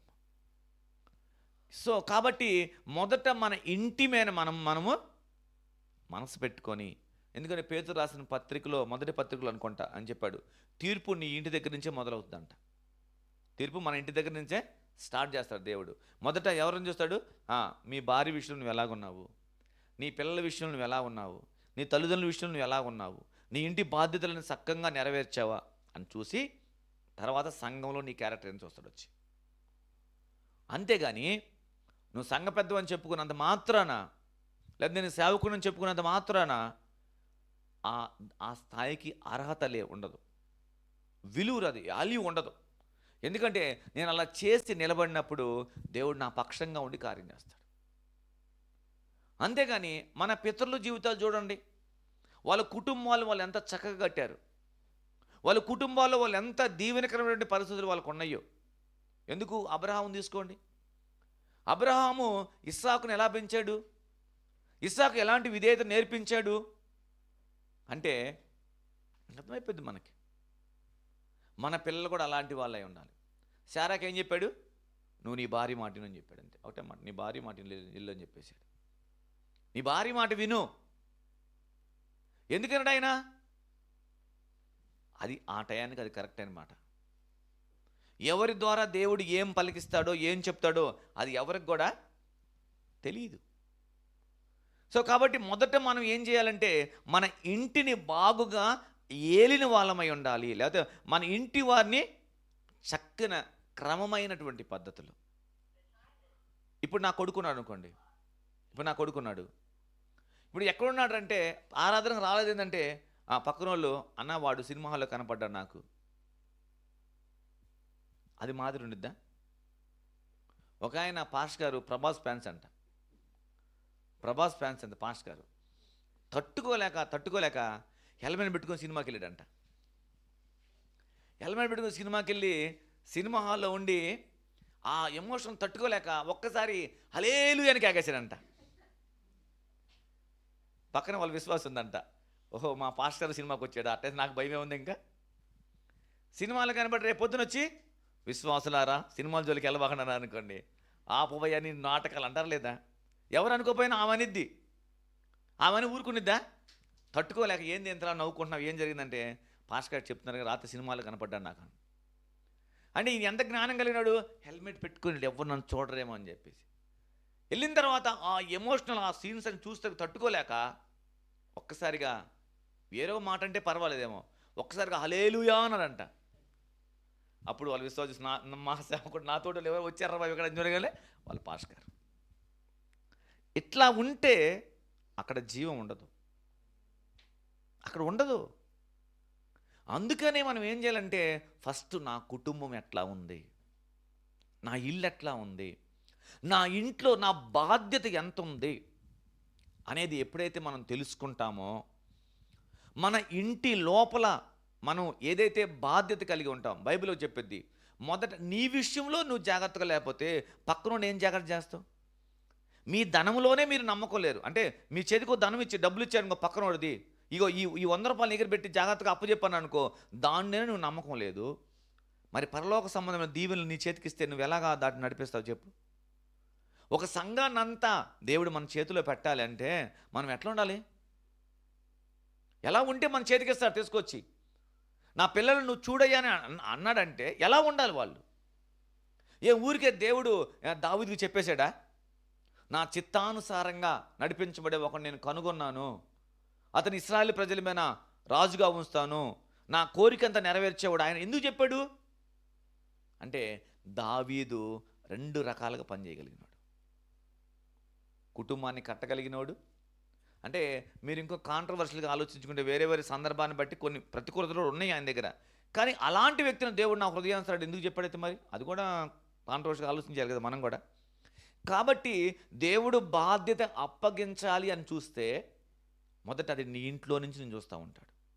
ఈ పని ఈ వ్యక్తికి నా సంఘంలో అప్పగిస్తే ఈ వ్యక్తి దీన్ని నెరవేర్చగలుగుతాడా లేదా, ఖచ్చితంగా నడిపించగలుగుతాడా లేదా అనేటువంటి ఆలోచన చూసే దేవుడు మనకు ఆ బాధ్యతను చేతి పెడతాడు. మన పిల్లల్ని మనం కంట్రోల్లో పెట్టలేకపోతే, మన కుటుంబంలో పరిస్థితులు అన్నీ ఎగుడుదిగుడుగా ఉంటే, సంఘంలో ఒక విశ్వాసకి మనం ఏం చెప్తాం వచ్చి? సంఘంలో ఒక విశ్వాసి ముందు ఏం మాట్లాడతాం మనం? అందుకే ఇలాంటి విషయాలు ఎవరికైనా చెప్పాలంటే చెప్పే ధైర్యం చేయొద్దు ఎప్పుడు కూడా. ఎందుకంటే వాళ్ళ మనసు అంతా ఎక్కడుండిద్ది? మొదట నువ్వు చేసావా, మొదట నువ్వు దాన్ని పాటించావా అనే ఆలోచన చేస్తారు కదా. ఇంత మెసేజ్ అయిన తర్వాత ఏదన్నా నేను ఒక ఎమోషనల్ మాట చెప్పాను అనుకో, ఎక్కడో దగ్గర హేమకు డౌట్ వచ్చింది కదా. వచ్చింది కదా, కామన్, మనిషికి అందరూ రావటం కామన్. అది ఎందుకని? ఆ పాయింట్లో నేను బలహీనై ఉన్నాను కాబట్టి. మొదట నేను అక్కడ దాన్ని సరిచేసి బాగు చేసి వచ్చాననుకోండి. ఇప్పుడు నేను ఇక్కడ మీరు ప్రార్థన చేయండి, అందరూ ప్రార్థన చేయండి అని చెప్తాను నేను. మీరు మీ పిల్లలు ప్రార్థన చేస్తున్నారంటే, మరి మా పిల్లలకు నేను ప్రార్థన నేర్పించానా? ప్రార్థన చేసినప్పుడు మా పిల్లలు నాతో కూర్చోబెట్టుకొని వాళ్ళకి అన్ని విషయాలు నేను చెప్తున్నానా? అంటే నేను చెప్పగలిగితే ఆ లోటుపాట్లు నాకు అర్థమవుతాయి. చెప్పేటప్పుడు వాళ్ళు విన్నప్పుడు నేను ఎంత కన్నీరు విడిచి ప్రార్థన చేశానో ఆ బాధ పెయిన్ చూసావా, అది పక్కన గట్టిది వెళ్ళి. నాకు ఏ అనుభవం లేకుండా నేను మా పిల్లలందరూ మారిపోతాను అనుకుంటే మార్చరు దేవుడు. ఎందుకని ఇంటి దగ్గర పెట్టాడు? ఇక్కడ నీ ముక్కు మొహం తెలియదు. ఇప్పుడు ఇదే వాక్కు నేను తీసుకెళ్ళి ఎరగని సంఘంలో చెప్పాను అనుకోండి, ఈరోజు ఏం వాక్యం చెప్పారు మాకు అసలు అనుకుంటారు. తెలిసిన వాళ్ళ మధ్యలో చెప్తే నా లోటుపాట్లు ఏంటో అర్థమవుతుంది. అంతే కుటుంబం కూడా. కుటుంబంలో ఎప్పుడైతే మనం ఒక పర్ఫెక్ట్గా ఉండి అన్ని విషయాలు నడిపిస్తామో అక్కడ ఏమంటారంటే ఆశీర్వాదమే ఉండిద్ది. అబ్రహాం ఇంట 300 మందిని పెంచాడు. అబ్రహాం తన ఇంటున్నటువంటి ఎలియాజరు చెప్పాడు, నా నా నా ఆ వాక్యం చెప్తాను, నా యజమానుడికి. మీకు ఆ వాక్యం చూపిస్తాను నేను. ఆదికాండం 24వ అధ్యాయంలో మీరు చూస్తే ఎలాంటి సాక్ష్యాన్ని అబ్రహాం గురించి ఇస్తున్నాడో మీకు చూపిస్తాను ఒక్కసారి. 24:26.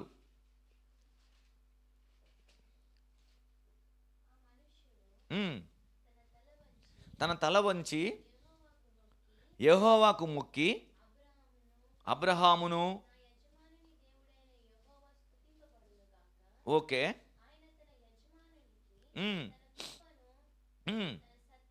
ఆయన నా యజమానుడికి ఏం చేశాడంట? కృపను సత్యమును చూపుట మానలేదు. నేను త్రోవలో ఉండగానే నన్ను నడిపించాడు. అంటే ఒక ఇంట్లో ఉన్నటువంటి ఒక పెద్ద పని ఆయన ఏమని చెప్తున్నాడు? దేవుడు నా యజమానుడికి తోడై ఉన్నాడు.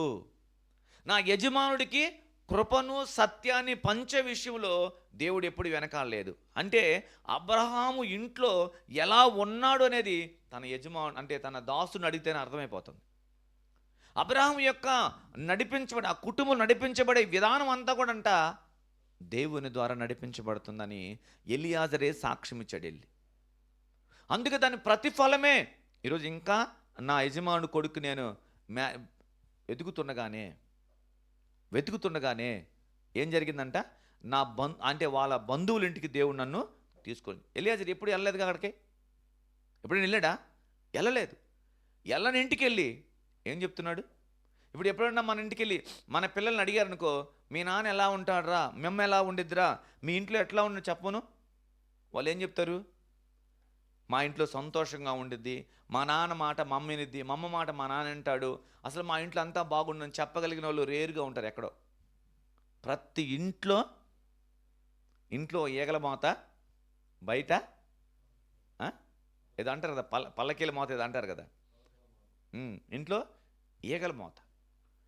అంటే కుటుంబ వ్యవస్థని ఎప్పుడైతే మనము సరిచేస్తామో అక్కడే దేవుడితో మన బంధం అనేది కొనసాగించడం ప్రారంభమవుతుంది.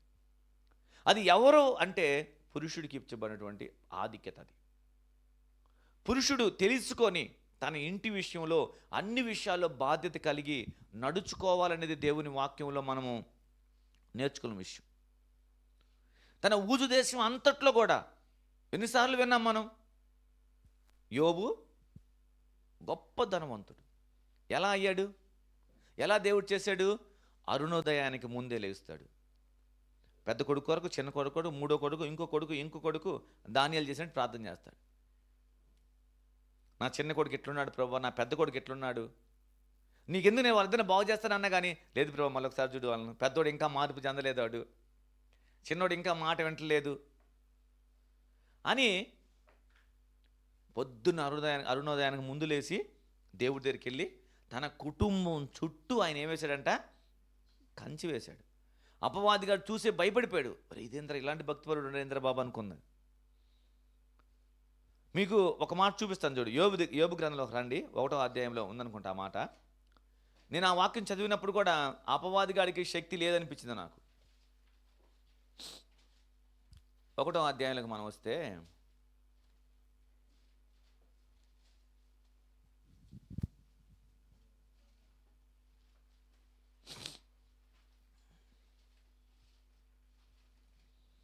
పదకొండవ వచనం ఏమన్నాడు?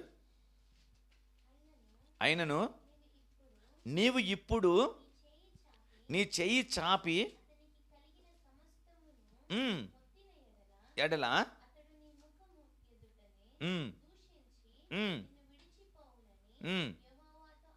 ఇప్పుడు యోబును మొత్తింది ఎవరు? అపవాదే దేవుడా? అంటే అపవాదికి దానికి మొత్తం అంత సీన్ ఉందా? లేదా వాడికి మొత్తం అంత సీన్ ఉందా? లేదు. ఎందుకంటే ఇంకా మీరు పైన వచ్చి చూస్తే మీరు ఇంకో వచనం కూడా నేను చూపిస్తాను మీకు. 10వ వచనం ఏముంది? నీవు అతనికిని అతని ఇంటి వారికిని అతని కలిగిన సమస్తము చుట్టూ కంచి వేసితివి కదా. దేనికి వేసాడంటే దేవుడు? ఎవరికి? నువ్వు ఒక్కడివే ప్రార్థన చేస్తున్నప్పుడు నీ చుట్టూ నేను కంచేసాను అనలా. యోబు ప్రార్థన విని యోబు తన కుటుంబాన్ని కట్టే విధానాన్ని దేవుడు చూసి ఏం చేశాడు? మొదట యోబుకి, యోబు సంతానానికి, యోబు కలిగిన సమస్తం, అంటే జంతువులు కానీ భూమి కానీ ఏదైనా కానివ్వండి, దేవుడు ఏం చేశాడంట? కంచి వేసిపెట్టి ఇంకా అపవాది టచ్ చేయడానికి అవకాశం లేదు అక్కడ.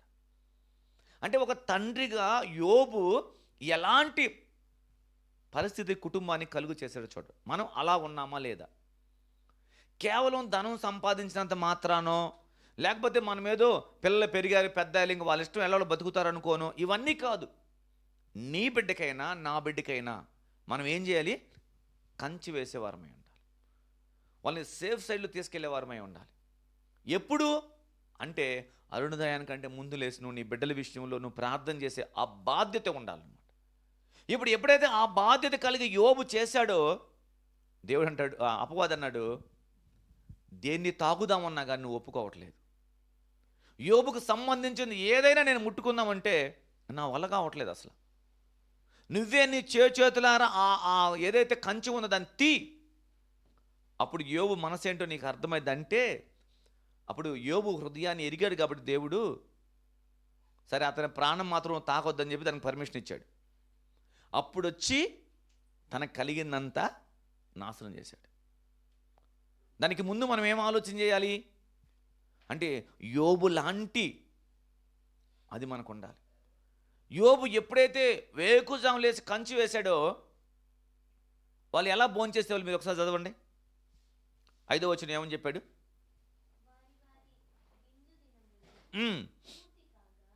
లేకపోతే 4వ వచనం చదువమ్మా. వంతుల చొప్పున అనుదినము ఒకరికొకరు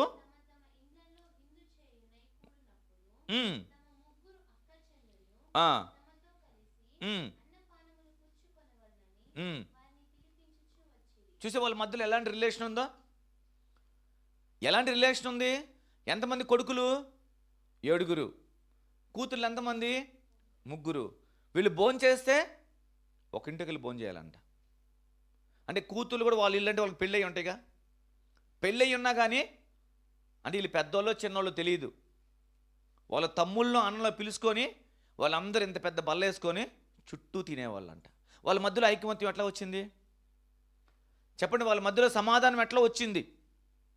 వాళ్ళు ఎలా బాధ్యత కలిగిన వాళ్ళుగా ఒకే వేరు కుటుంబాలు అయినప్పటికీ కూడా ఆ చిన్నప్పుడు కలిసి పెరిగిన అనుభవాలు ఎందుకు వదిలిపెట్టడం లేదు అంటే ఒక శ్రేష్టమైన తండ్రి వాళ్ళకు ఉన్నాడు. ఆ తండ్రి చేసిన ప్రార్థన బిడ్డల మధ్యలోకి సమాధానం తీసుకెళ్ళింది. ఇప్పుడు ఎంతమంది ఇళ్ళల్లో అలాంటి సిచ్యువేషన్స్ ఉన్నాయి చెప్పండి? ఉండేది ఇద్దరైతే ఈడు వాడికి తెలియదు, వాడి వీడికి తెలియదు. ఇప్పుడున్న విచిత్రం ఏంటంటే వాళ్ళే ఏదో ఒక సందర్భం తీసుకుని వచ్చి ఇదిగో ఈయన మీ పెదనాన్నరా, ఈయన మీ బాబాయిరా, ఈయన మీ పెన్నారని చెప్పాల్సిన పరిస్థితి పిల్లలకి. ఎందుకంటే ఆ రిలేషన్ అనేది లేదు. నీ కుటుంబానికి నువ్వు బాధ్యత కలిగిన వాడిగా ఉంటే, నా కుటుంబాన్ని నేను బాధ్యత కలిగిన వాడిగా ఉంటే మన పిల్లల మధ్యలో సమాధానం ఆటోమేటిక్గా దేవుడు ఇచ్చి పెడతాడు. యోబు పిల్లలు ఎలాంటి ప్రవర్తన కలిగిన వాళ్ళు కనపడుతున్నారు తెలుసా? వాళ్ళు పెద్ద ఈ పెళ్ళిళ్ళైనా కానీ వాళ్ళకి ఒకే ఇంట్లోకి వెళ్ళి భోంచేస్తారంట వాళ్ళు. ఈరోజు పెద్దోడి ఇంట్లో, ఈరోజు చిన్నోడి ఇంట్లో, ఈరోజు నడిపోడి ఇంట్లో, ఈరోజు అక్కోళ్ళ ఇంట్లో, ఈరోజు చెల్లి ఇంట్లో, ఈరోజు ఈ అక్క ఇంట్లో, అంటే అందరూ కలిసి అంటే 10 మంది ఒకే దగ్గర కూర్చొని భోంచేసే స్థాయి వచ్చింది వాళ్ళకి. ఎవరిని బట్టి చెప్పండి? ఎవరిని బట్టి? యోబుని బట్టి. యోబు అలాంటి కుటుంబాన్ని కట్టాడు. అలాంటి కుటుంబాన్ని కట్టినప్పుడు అపవాది ఆ కుటుంబం జోలికి వెళ్ళటానికే దేవుడి దగ్గర పర్మిషన్ అడుగుతుంది. వెళ్ళి దేవుడి దగ్గర పర్మిషన్ అడిగింది. నువ్వు చెయ్యి చాపి మొత్తుప్పుడు యోబుని, నీ మొహాన్ని తిట్టేస్తాడు యోబు అని చెప్పింది. అంటే ఏంటి? యోబుకి అంత పవర్ ఎక్కడి నుంచి వచ్చింది? ఊజు దేశం అంతట్లో యోబు ఎందుకు అలా వరదలుతున్నాడు, ఎందుకు ఆశీర్వదించబడుతున్నాడు అంటే ఆ ఇంటి యజమానుడు ఏం చేయాలో దాన్ని చేస్తున్నాడు కాబట్టి, ఎలా ప్రవర్తించాలో అలా ప్రవర్తిస్తున్నాడు కాబట్టి ఆ ఇంటిలోకి అపవాది అవకాశం రావట్లేదు. మనం ఎన్ని ప్రయత్నాలు చేస్తున్నా కానీ ఎందుకు ఇంకా మనకి ప్రతికూలమైన పరిస్థితులు వస్తున్నాయి? ఇంటి యజమానుడు సరిగా ఉండకపోతేనే. చెప్పడానికి చాలా రిఫరెన్స్ చెప్పొచ్చు మీకు నేను. ఒక యెరోబామో లేకపోతే మరెవరన్నా, చాలామంది రాజుల చరిత్రలో ఉన్నాయి. వారు దేవుని దృష్టికి విరోధంగా వాళ్ళ ఇష్టానుసారంగా బ్రతికినప్పుడు శాపం వారి మీదకి వెళ్ళింది. అంటే తండ్రులు చేసినటువంటి తప్పు పిల్లలు అనుభవించడానికి జరిగింది. కారణం ఏంది అనంటే, తండ్రిగా నువ్వు ఉండాల్సిన, ఇప్పుడు యెరోబాము ఉన్నాడు అనుకోండి, యెరోబాము కొడుకు ఎందుకు చచ్చిపోయాడు చెప్పండి? యెరోబాము చనిపోవడానికి కారణం ఏంటి? అనారోగ్యంతో బాధపడుతున్నప్పుడు అహియా ప్రవక్త దగ్గరికి తన భార్య మారువేషం వేసుకొని వెళ్ళాల్సిన అవసరం ఎందుకు వచ్చింది? ఒక ఇంటి యజమానుడు సరైనగా ఉంటే, దేవుడు చెప్పిన ప్రకారంగా ఉంటే, ఆమె మారు వేషం వేసుకొని, ఒక రాజు భార్య, సాధారణ స్త్రీ కదా ఆమె, ఒక రాజు భార్య మారు వేషం వేసుకొని తన బిడ్డ ఆరోగ్యం గురించి అడగడానికి ఎందుకు వెళ్ళాల్సి వచ్చింది? ఒక బాధ్యత కలిగిన తండ్రి తన కుటుంబానికి ఎలా నాశనంలో తీసుకెళ్తాడు అసలు? అవునా కదా? ఆకాను గురించి ఏం విన్నాం? ఆకాను ఎలాంటి వ్యక్తి చెప్పండి? ఆకాను గురించి ఎన్నిసార్లు మనం వినలేదు? అంటే ఒక కుటుంబంలో ఉన్నటువంటి ఒక వ్యక్తి సరిగా స్పందించకపోవటాన్ని బట్టి, లేకపోతే అపవిత్రమైన వాటికి అవకాశాలు ఇవ్వటాన్ని బట్టి వాళ్ళ కుటుంబం అంతా కూడా రాళ్ళతో కొట్టబడి చంపబడింది. అంటే కుటుంబంలో తండ్రి చాలా కరెక్ట్ ఉండాలి. లేకపోతే చాలామంది అంటారు, తండ్రి తాగుబోతుడైతే కొడుకు ఏమవుతాడు? తండ్రి తాగుబోతుడు కొడుకు ఏమవుతాడు? బుద్ధిమంతుడు అవుతాడా? మేలు చేసేవాడు అవుతాడా? కాడు, వాడు కూడా తాగుబోతు అవుతాడు. మీరు మంచి వారై ఉండకుండా మీ పిల్లలకి ఎందుకని మంచి ఈవులు కావాలి మీరు అడుగుతారు. అంటే మొదట నేను అనేది దేవుని దృష్టికి సరిగా ఉన్నప్పుడు మాత్రమే నా కుటుంబంలో ఉన్న పరిస్థితులు అన్నీ కూడా సాల్వ్ అవుతాయి. కానీ నేను ఎలా ఉన్నానో అలాగే ఉంటాను, నా కుటుంబంలో పరిస్థితులను సాల్వ్ కావాలంటే దేవుడు చేయడు. అసలు దేవుడు చేయడు. ఇది సంఘంలో ఉండాలని నేను తెలుసుకోవాల్సిన బాధ్యత మనకు అర్థం అవ్వాలి. దేవుడు మన బిడ్డల జీవితాన్ని ఆశీర్వాదకరంగా, మనం చేసే పని దీవెనకరంగా ఉండి 10 మందికి మనం ఆశీర్వాదకరంగా మారాలి అంటే మొదట నీకు ఏదైతే ఇచ్చాడో దాన్ని సరిచేయి. ముందెళ్ళి అక్కడ సరిగా చేసుకోకుండా దాని విషయం లోపాలు పెట్టుకొని వస్తే మనము దేని విషయంలో కూడా దేవుడు మన ద్వారా ఏం పని చేయడు. అక్కడ అసలు ఏ కార్యం జరగదు.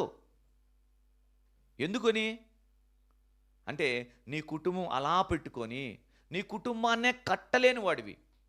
అంటే 4-5 ఉన్న కుటుంబంలో సరిగా దేవునిలో వారిని పెంచలేని మనము సంఘంలో ఉన్నవారిని ఎలా దేవుళ్ళో నడిపిస్తాము? సంఘంలో ఉన్నవారిని ఏ విధంగా దేవుని విషయంలో మనం వారికి ముందుగా మనం నడిపించగలుగుతాం? సో కనుక మనందరం కూడా యోబును, అబ్రహామును మాదిరి తీసుకొని వాళ్ళు ఏ విధంగా తన బిడ్డలకు మాదిరిగా ఉన్నారు అని మన కుటుంబ పరిస్థితులు అన్నిటిని కూడా మనం సరి చేసుకొని మనం బాగు చేసుకొని ఎప్పుడైతే దేవుని దృష్టికి యథార్థవంతులుగా మనం కనపడతామో, దేవుని దృష్టికి నీతిమంతులుగా మనం ఉంటామో. పొద్దున కూడా మీకు చెప్పాను నేను, నోవాకు ఒక తండ్రి బాధ్యత కలిగి ఉంటే ఓడలో ఎంతమంది వచ్చారు? ఎంతమంది ఎక్కారు ఓడ? ఎంతమంది ఉన్నారు ఓడలో? కొంతమందా? అంటే కుటుంబం అంటే వాళ్ళకి ఎంతమంది నెంబర్స్ లేవా? ఎంతమంది ఉన్నారు మనసు తెలీదా? మీ ఇంట్లో ఎంతమంది ఉంటారు? నలుగురు. మీ ఇంట్లో నలుగురా? తెలుసా? కన్ఫామేనా? ఎంతమంది? నోవాహుతో మొత్తం కలిపి 8 మంది. 8 మంది ఒక భయంకరమైన ఉగ్రతలో నుంచి తప్పించబడ్డానికి ఒక తండ్రి అంట దేవుని మాట విన్నాడు, దేవుని మాట ప్రకారంగా ఓడ కట్టాడు, దేవుని మాట ప్రకారంగా ఆ కుటుంబంలో వాళ్ళు కొడుకు, ఏంటి నాన్న ఎప్పుడు మనకేంటి ఈ పని, అడవికి వెళ్ళి ఈ సిస్సారపు మాను తెచ్చి ఈ ఓడ కట్టడం అంటే ఏంది, ఇదేనా మన పనికి? పక్కన వాళ్ళు చూడన్నాను ఆడుకుంటున్నారు, క్రికెట్ ఆడుతున్నాను, నేను ఒకసారి పోయేస్తాను అని వాళ్ళ కొడుకు వెళ్ళాడా? లేకపోతే ఇది చేస్తాను ఇంకో కొడుకు వెళ్ళాడా? వాళ్ళ నాన్న దగ్గరే ఉన్నారు. వాళ్ళందరూ కలిసి 8 మంది కలిసి కట్టారు. 3 అంతస్తులు పడవ కట్టారు. 3 అంతస్తులు పడవ కడితే రాబోయే ఉగ్రతలో ఆ కుటుంబం అంతా రక్షింపబడింది, ఆ కుటుంబం అంతా కాపాడబడింది. మనం చాలామంది దేవుడు అన్యాయిస్తాడు, ఈ కుటుంబం అనేది ఇలా ఉంచాడంటే కారణం ఏంటి? దేవుడా? కాదు, మనమే. అందుకే ఎక్కడ మూలం ఉందో దాన్ని వెతకాలి. ఎందుకు ఈ కుటుంబం ఆశీర్వదించబడడం లేదు? ఎందుకు దేవుని దీవెని కుటుంబానికి రావట్లేదు? నా తప్పుందా? లేదా ఏ విషయంలో మేము వెనకబడిపోతాం? దేనికి అని మనం విచారించి కనుక్కొని చూసినప్పుడు ఖచ్చితంగా అదేంటో దేవుడు మనకు చెప్తాడు. అదేంటో నీకు తెలియజేస్తాడు దేవుడు. తెలియజేసినప్పుడు దాన్ని సరిచేసామనుకోండి, అప్పుడు ఎలా దీవించబడతాం? మనం చేసే పనికి దేవుడు తోడుంటాడు, మన బిడ్డల చదువుల్లో దేవుడు తోడుంటాడు, వాళ్ళు కూడా సరైన టైంలో చదువుకోగానే వెంటనే జాబులు దేవుడు ఇప్పిస్తాడు. వాళ్ళ ద్వారా వచ్చే అది అంతా కలిపి అనేకులు చూడడానికి వీళ్ళు నిజంగా దేవుని చేత ఏర్పాటు చేయబడిన కుటుంబం అని చెప్పేటట్టుంటారు. దేవుడే వీరికి తోడుగా నడిపించాడు అనేటువంటి పరిస్థితి. ఇప్పుడు యాకోబుని తీసుకోండి. యాకోబు ఎప్పుడైతే ఎఫ్రాతా అనుకుంటా ఆ ప్రాంతానికి వెళ్ళేతలకే, లేకపోతే మీరు యాకోబు తన పిల్లలందరూ తీసుకొని దేనా వెళ్ళి ఇలా తప్పు చేసిన తర్వాత మళ్ళీ యాకోబు లేకపోతే షిమ్యోను లేవి వెళ్ళి వాళ్ళందరిని చంపిన తర్వాత మరలా యాకోబు వారి దగ్గర ఉన్న విగ్రహాలను తీసి బయటపడేశాడు. వారి దగ్గర ప్రతిభలను తీసి బయటపడేసి వాళ్ళు మరలా ఎక్కడికి వెళ్ళారంటే హెబ్రోన్కి వెళ్ళారు. ఎక్కడికి వెళ్ళాడు యాకోబు? మళ్ళీ దేవుని సహవాసంలోకి వెళ్ళాడు. అప్పుడు ఆ కుటుంబం కట్టబడింది. తెలుసా? కుటుంబంలో ఉన్న తండ్రి చాలా ప్రాముఖ్యమైన క్యారెక్టర్. అది ఆ బాధ్యత ఎప్పుడైతే నెరవేరుస్తాడో ఖచ్చితంగా ఆ బిడ్డలు కూడా గొప్ప ప్రయోజకులుగా మార్చబడతారు. అలా కాకుండా మనం కూడా యెరోబాము లాంటి ప్రవర్తన, దేవుడికి విరోధమైన ప్రవర్తన మనం ప్రవర్తించి దేవుడికి నచ్చినట్టుగా మనం ఉండి మనం ఒక మూర్ఖుల్లాగా ప్రవర్తించి, ఇప్పుడు తాగొచ్చాడు అనుకోండి, వాడికి ఏమర్థం అవుతుంది? మీకు ఎంతమంది తెలుసు బట్టి సీను సాక్ష్యం చూసారా? తెలుసా మీకు? వాళ్ళ కన్న కూతుర్నే నాన్న వస్తే అమ్మాయిని పక్కకు తీసుకెళ్ళి గోడ కానిచ్చి గొంతు మీద చేయబెట్టి ఆ అమ్మాయికి చెవులుకున్నవి బలవంతంగా రింగులు పీక్కొని తాగొచ్చాడంట ఆయన. ఆ అమ్మాయి ఏడుతున్నా కానీ ఒక పసిబిడ్డ చెవులకు రింగులు పీకడం అంటే మామూలు విషయమా? కాదుగా. మూర్ఖత్వం, తెలియదు, ఏం చేయడం అర్థం కాదు. అలాంటి కుటుంబాన్ని దేవుడు కృపలో దేవుడు రక్షించాడు కాబట్టి సరిపోయింది. లేకపోతే ఏంటి పరిస్థితి? లేకపోతే ఏంటి ఆ కుటుంబం ఒక విషయం? కాబట్టి దేవుడు ఎప్పుడు కూడా అన్యాయస్తుడు కాదు. మనమే చేయాల్సిన పనులు మనం సరిగా చేయకుండా. ఇంకో మాట కూడా నేను స్టడీ బైబిల్లో చూశాను. పురుషుడు తన ఇంటికి కావలా కాసేవాడంట, కాపలావాడంట, కాపలాదారి అంట. పురుషుడు తన కుటుంబాన్ని మీద ఏమీ రాకుండా కాపాడుకోవడానికి, కరువు రాకుండా, శత్రువు రాకుండా, నింద రాకుండా, ఏమి రాకుండా కాపాడే బాధ్యత దేవుడు ఎవరికి ఇచ్చాడు? పురుషుడికి ఇచ్చాడు. కాబట్టి ఆ కాపలా కాసే తనం మనం చేయలేదనుకోండి, మనం కాపలా కాసే వరంగా ఉండలేదనుకోండి, మరి ఏడు కుటుంబాలకు వస్తూ ఉంటాయి, రాకుండా ఎందుకు ఉంటాయి? కుటుంబాలకు వస్తాయి, ప్రతికూలతలు ఉంటాయి, ఆటంకాలు వస్తాయి.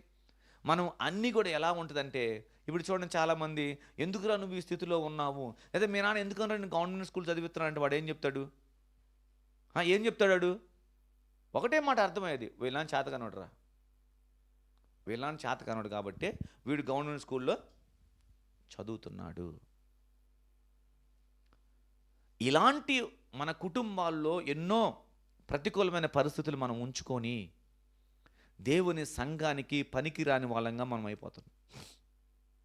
ఉండొచ్చు, సంఘంలో పేరుకుండొచ్చు, కానీ ఏ ప్రయోజనం ఉండదు వారి వల్ల, ఏ ప్రయోజనం ఉండదు. వాళ్ళు సంఘ పెద్ద అంటే చాలా ప్రాముఖ్యమైనటువంటి స్థితి. ఇలాంటి వాళ్ళు మొదట ఏం చూసుకోవాలి అంటే కుటుంబాన్ని చూడాలి. కుటుంబ పరిస్థితులు, కుటుంబాన్ని ఏ విధంగా మనం కట్టుకుంటే ఆశీర్వాదకరంగా ఉండిద్ది అనే విషయాన్ని మనం గ్రహించుకొని, ఎప్పుడైతే మన జీవితంలో జరిగిన ఆ లోటునంతా కూడా సరి చేసుకుంటామో మరలా యథావిధిగా మన జీవితాన్ని దేవుడు ఆశీర్వాదకరంగా తీసుకొస్తాడు. 2025 సంవత్సరానికి మనము ఒక అర్హత పొందిన వాళ్ళంగా, అంటే ఎక్కడ అటు భార్య విషయంలో కానీ పిల్లల విషయంలో కానీ ఏ విషయంలో తప్పులు జరిగినాయో వాటిని మరలా రిపీట్ చేసుకోకుండా, మరలా వాటిని చేసే వాళ్ళంగా ఉండకుండా, మూర్ఖుడు అనుకో, మూర్ఖుడు ఒక్కడు ఏం చేస్తాడు? వాళ్ళ భార్యని బయటికి లాగి మరీ కొడతాడు. వాడు మూర్ఖుడు. వాడు భార్యని కొట్టే ప్రతి ఒక్కడు మూర్ఖుడే. ఎందుకంటే ఆ అడిగే ప్రశ్నకి వీడి దగ్గర సమాధానం లేదు కాబట్టి, వీడి దగ్గర ఉన్నటువంటి సమాధానం, ఏకైక సమాధానం ఒకటే, 4 దెబ్బలు కొడితే అదే పడి ఉండిద్ది మూలన. రేపొద్దున దేవుడు నిన్ను కొడితే నీ పరిస్థితి ఏంటి? మీరందరూ పవిత్ర బంధం సినిమా చూసే ఉంటారు కదా. ఏం సాంగ్ వేశాడు? ఆడదంటే అపురూపమైనటువంటి ఏదో ఉంది కదా, ఇదొక మంచిగా రాశాడు ఆయన పాట.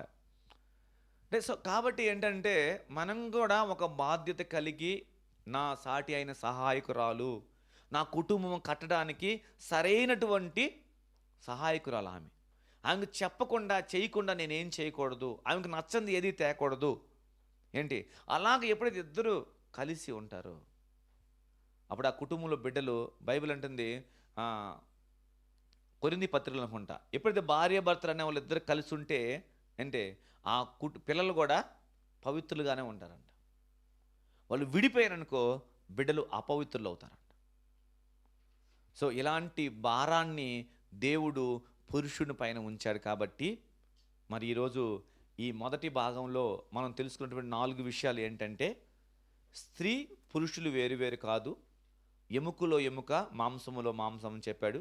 రెండవ మాట ఏంటంటే, బలహీనమైన ఘటము నీతో సమానమైందని చెప్పాడు. ఎంత సమానమైందంటే నువ్వెంత ప్రేమించుకుంటావో అంత సమానమైంది. నువ్వు ఇలాంటి నిబంధన కలిగిన నీ తోటిది, నీ నిబంధన చేసుకున్న భార్యను నువ్వు ఇబ్బంది పెట్టి నువ్వేం చేసినా కానీ నేను నీ ప్రార్థన ఆలకించను అని చెప్పేశాడు.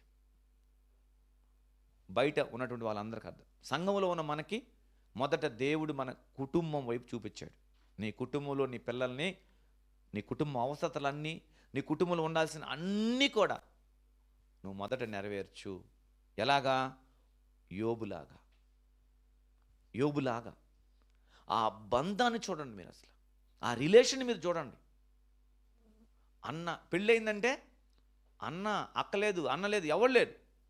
కానీ యోబు కుటుంబంలో అలా లేదు. యోబు కుటుంబానికి ఆ పరిస్థితి రాలేదు. ఎందుకంటే యోబు ఒక బాధ్యత కలిగిన వాడుగా ఉన్నాడు కాబట్టి అన్నని అన్నగా చూసేటటువంటి చెల్లెలు ఉంది. ఒకవేళ అక్క అయితే తమ్ముడిని తమ్ముడుగాను చూసి ప్రతిరోజు వాళ్ళ ఇంట్లో వీళ్ళు తిని వీళ్ళింట్లో వాళ్ళు తింటున్నారంటే ఆ ఇంట్లో ఏముంటుంది? సంతోషం, ఎంత ఆనందం, అవునా కదా? మరి ఆ ఆనందానికి ఎక్కడెక్కడ లోటు రావట్లేదంటే అరుణోదయానికి ఆ ఇంట్లో ఒక ఆయన లేచి దేవుణ్ణి ఆ పిల్లల విషయంలో ఆ సమాధానం కలిగేటట్లుగా ఉన్నాడు. మనం మెసేజ్ అన్నాం కదా ఇక్కడ, యోబు భార్య ఒక దెబ్బతో సెట్ అయిపోయిందని చెప్పాడు. నేను మూర్ఖురాలు వలె మాట్లాడబాక నువ్వు అంటే ఇప్పుడు ఆమె ఏం అర్థమైంది? అరే ఆయన ఎంత పర్ఫెక్ట్ కదా, అయినా ఎందుకు ఇలా ఉన్నాడు, ఇంకా వదిలే భక్తి అన్నా కానీ తన భార్య మాటను బట్టి కాకుండా తన భార్యకి జ్ఞానోదయం అయ్యేటట్టుగా ఏమని, మేలు చేసినప్పుడైనా మనకు దేవుడు, కీడు చేసినప్పుడు దేవుడు మనకు అవసరం లేదా, దేవుడిచ్చాడు, దేవుడు తీసుకున్నాడు అంటే ఆయన స్థాయి ఎంత గొప్పదో మీరు ఆలోచించేయండి. ఎప్పుడైతే మనం అలాంటి ఒక బాధ్యత కలిగి ఉన్నప్పుడు మాత్రమే మన కుటుంబాలకు ప్రొటెక్షన్ వస్తుంది, మన కుటుంబాలు దీవెనకరంగా ఉంటాయి, మన బిడ్డలు గొప్పవాళ్ళుగా ఉంటారు. మీకు ఒక వచనాన్ని నేను చూపిస్తాను, కీర్తన గ్రంథంలో అనుకుంటాను. కొంచెం మీరు తొందరపెట్టబాకండి, ఆ రిఫరెన్స్ ఎక్కడ ఉందో వెతకాలి.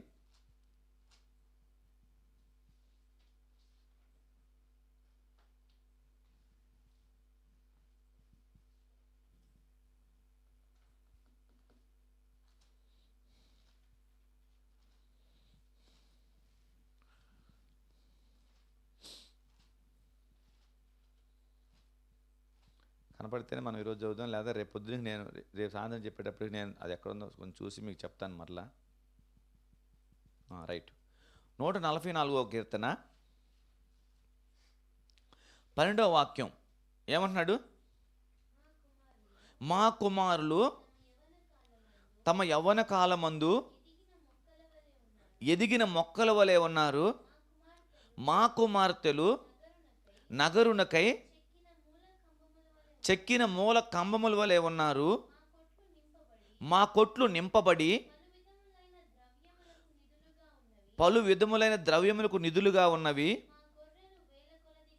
మా గొర్రెలు 1000 కొలదిగాను 10,000 కొలదిగాను మా గడ్డి బీళ్ళు బేళ్ళల్లో పిల్లలు వేయుచున్నది, మా ఎడ్లు గొప్ప బరువులు మోయగలవి, మా వీధుల్లో అంతేనా చొరబోటుకైనను ఉరుకులెత్తుడికైనను లేదు, వాటిలో శ్రమ గలవారు మొర వినపడుట లేదు, ఇట్టి స్థితి గలవారు ధన్యులు, యెహోవా తమకు దేవుడుగా గల జనులు. ఇలాంటి ఆశీర్వాదం మన ఇంట్లో ఉండాలి. ఎవరింట్లో ఉంది ఇలాంటి ఆశీర్వాదం? ఎవరింట్లో ఉంది? మీ ఇంట్లో ఉందా? దేవుని స్తోత్రం. ఏమో ముందుగానే ప్రవచించేసింది, పెళ్ళై మన్నాయి ఎంత దూరం ఇచ్చినా కానీ నన్ను భోజనం కోసమే మా ఆయన తీసుకొని నేను మన్నాయిల ఇంటికి వస్తాను, నేను ఛార్జీలు ఎంతైనా పర్వాలేదు, మన్నా ఇంట్లో నేను తినాలి, నా ఇంట్లో మీ అన్నయ్య తినాలి. మేము ఎక్కడ తినాలి? మేము కూడా మీతో పాటు ప్రతిరోజు మీ ఇంట్లో తినాలి. మీ ముగ్గురు కలిసి మేము ఇంకా పని లేదు, తిరగటమే, హ్యాండ్ బ్యాగ్ వేసుకొని ఈ ఇంటికి ఆ ఇంటికి ఆ ఇంటికి తిరుగుతా.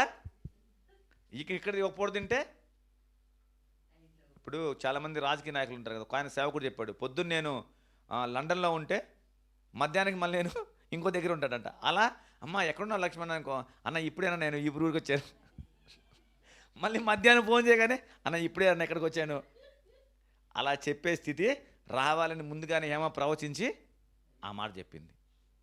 ఇలాంటి కుటుంబాన్నే బైబిల్ అంటుంది, యెహోవా తమకు దేవుడుగా గల జనులు ధన్యులు. వాళ్ళ దేవుడు ఉంటే అట్లా ఉంటే వాళ్ళ కుటుంబాలు. ఎక్కడైనా చూడండి, ఆయన ఏమన్నాడు? మా ఎడ్లు గొప్ప బరువు మోయగలవి, మా వీధుల్లో చొరబోటుకైనా ఉరికిరెత్తడానికైనా ఏమీ లేదు, తొందరపాటు ఎక్కడ మా జీవితానికి లేదు. ఎలా ఉన్నామంటే ఇంకేమన్నాడు? వాటిలో శ్రమ గలవారు అసలు మొరే వినపడదంట అసలు గల్లీల్లో. ఇలాంటి ధన్యతకరమైన స్థితి 2025లో మనకు దేవుడు ఇవ్వాలనుకున్నాడు. కాబట్టి ఆయన అంటాడు, సరిచేయండి కుటుంబాలని. యోబుకి ఇలాంటి ఆశీర్వాదం ఉంది.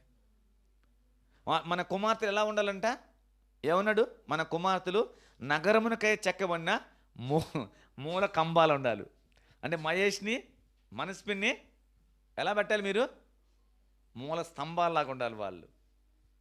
మావాడు కూడా ఉండాలి. మా గురించి చెప్తారు, హైదరాబాద్ వస్తే మా గురించి చెప్తాను నేను.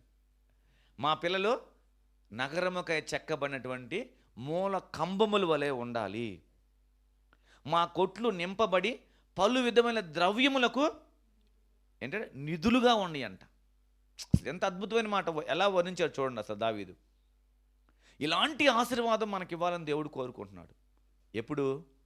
పురుషుడు తన స్థాయిని ఎరిగి సరిచేసుకొని బాగు చేసుకున్నప్పుడు ఖచ్చితంగా దేవుడు అలాంటి దీవెన మనందరికీ దేవుడు దయచేయునుగాక. ఆమేన్.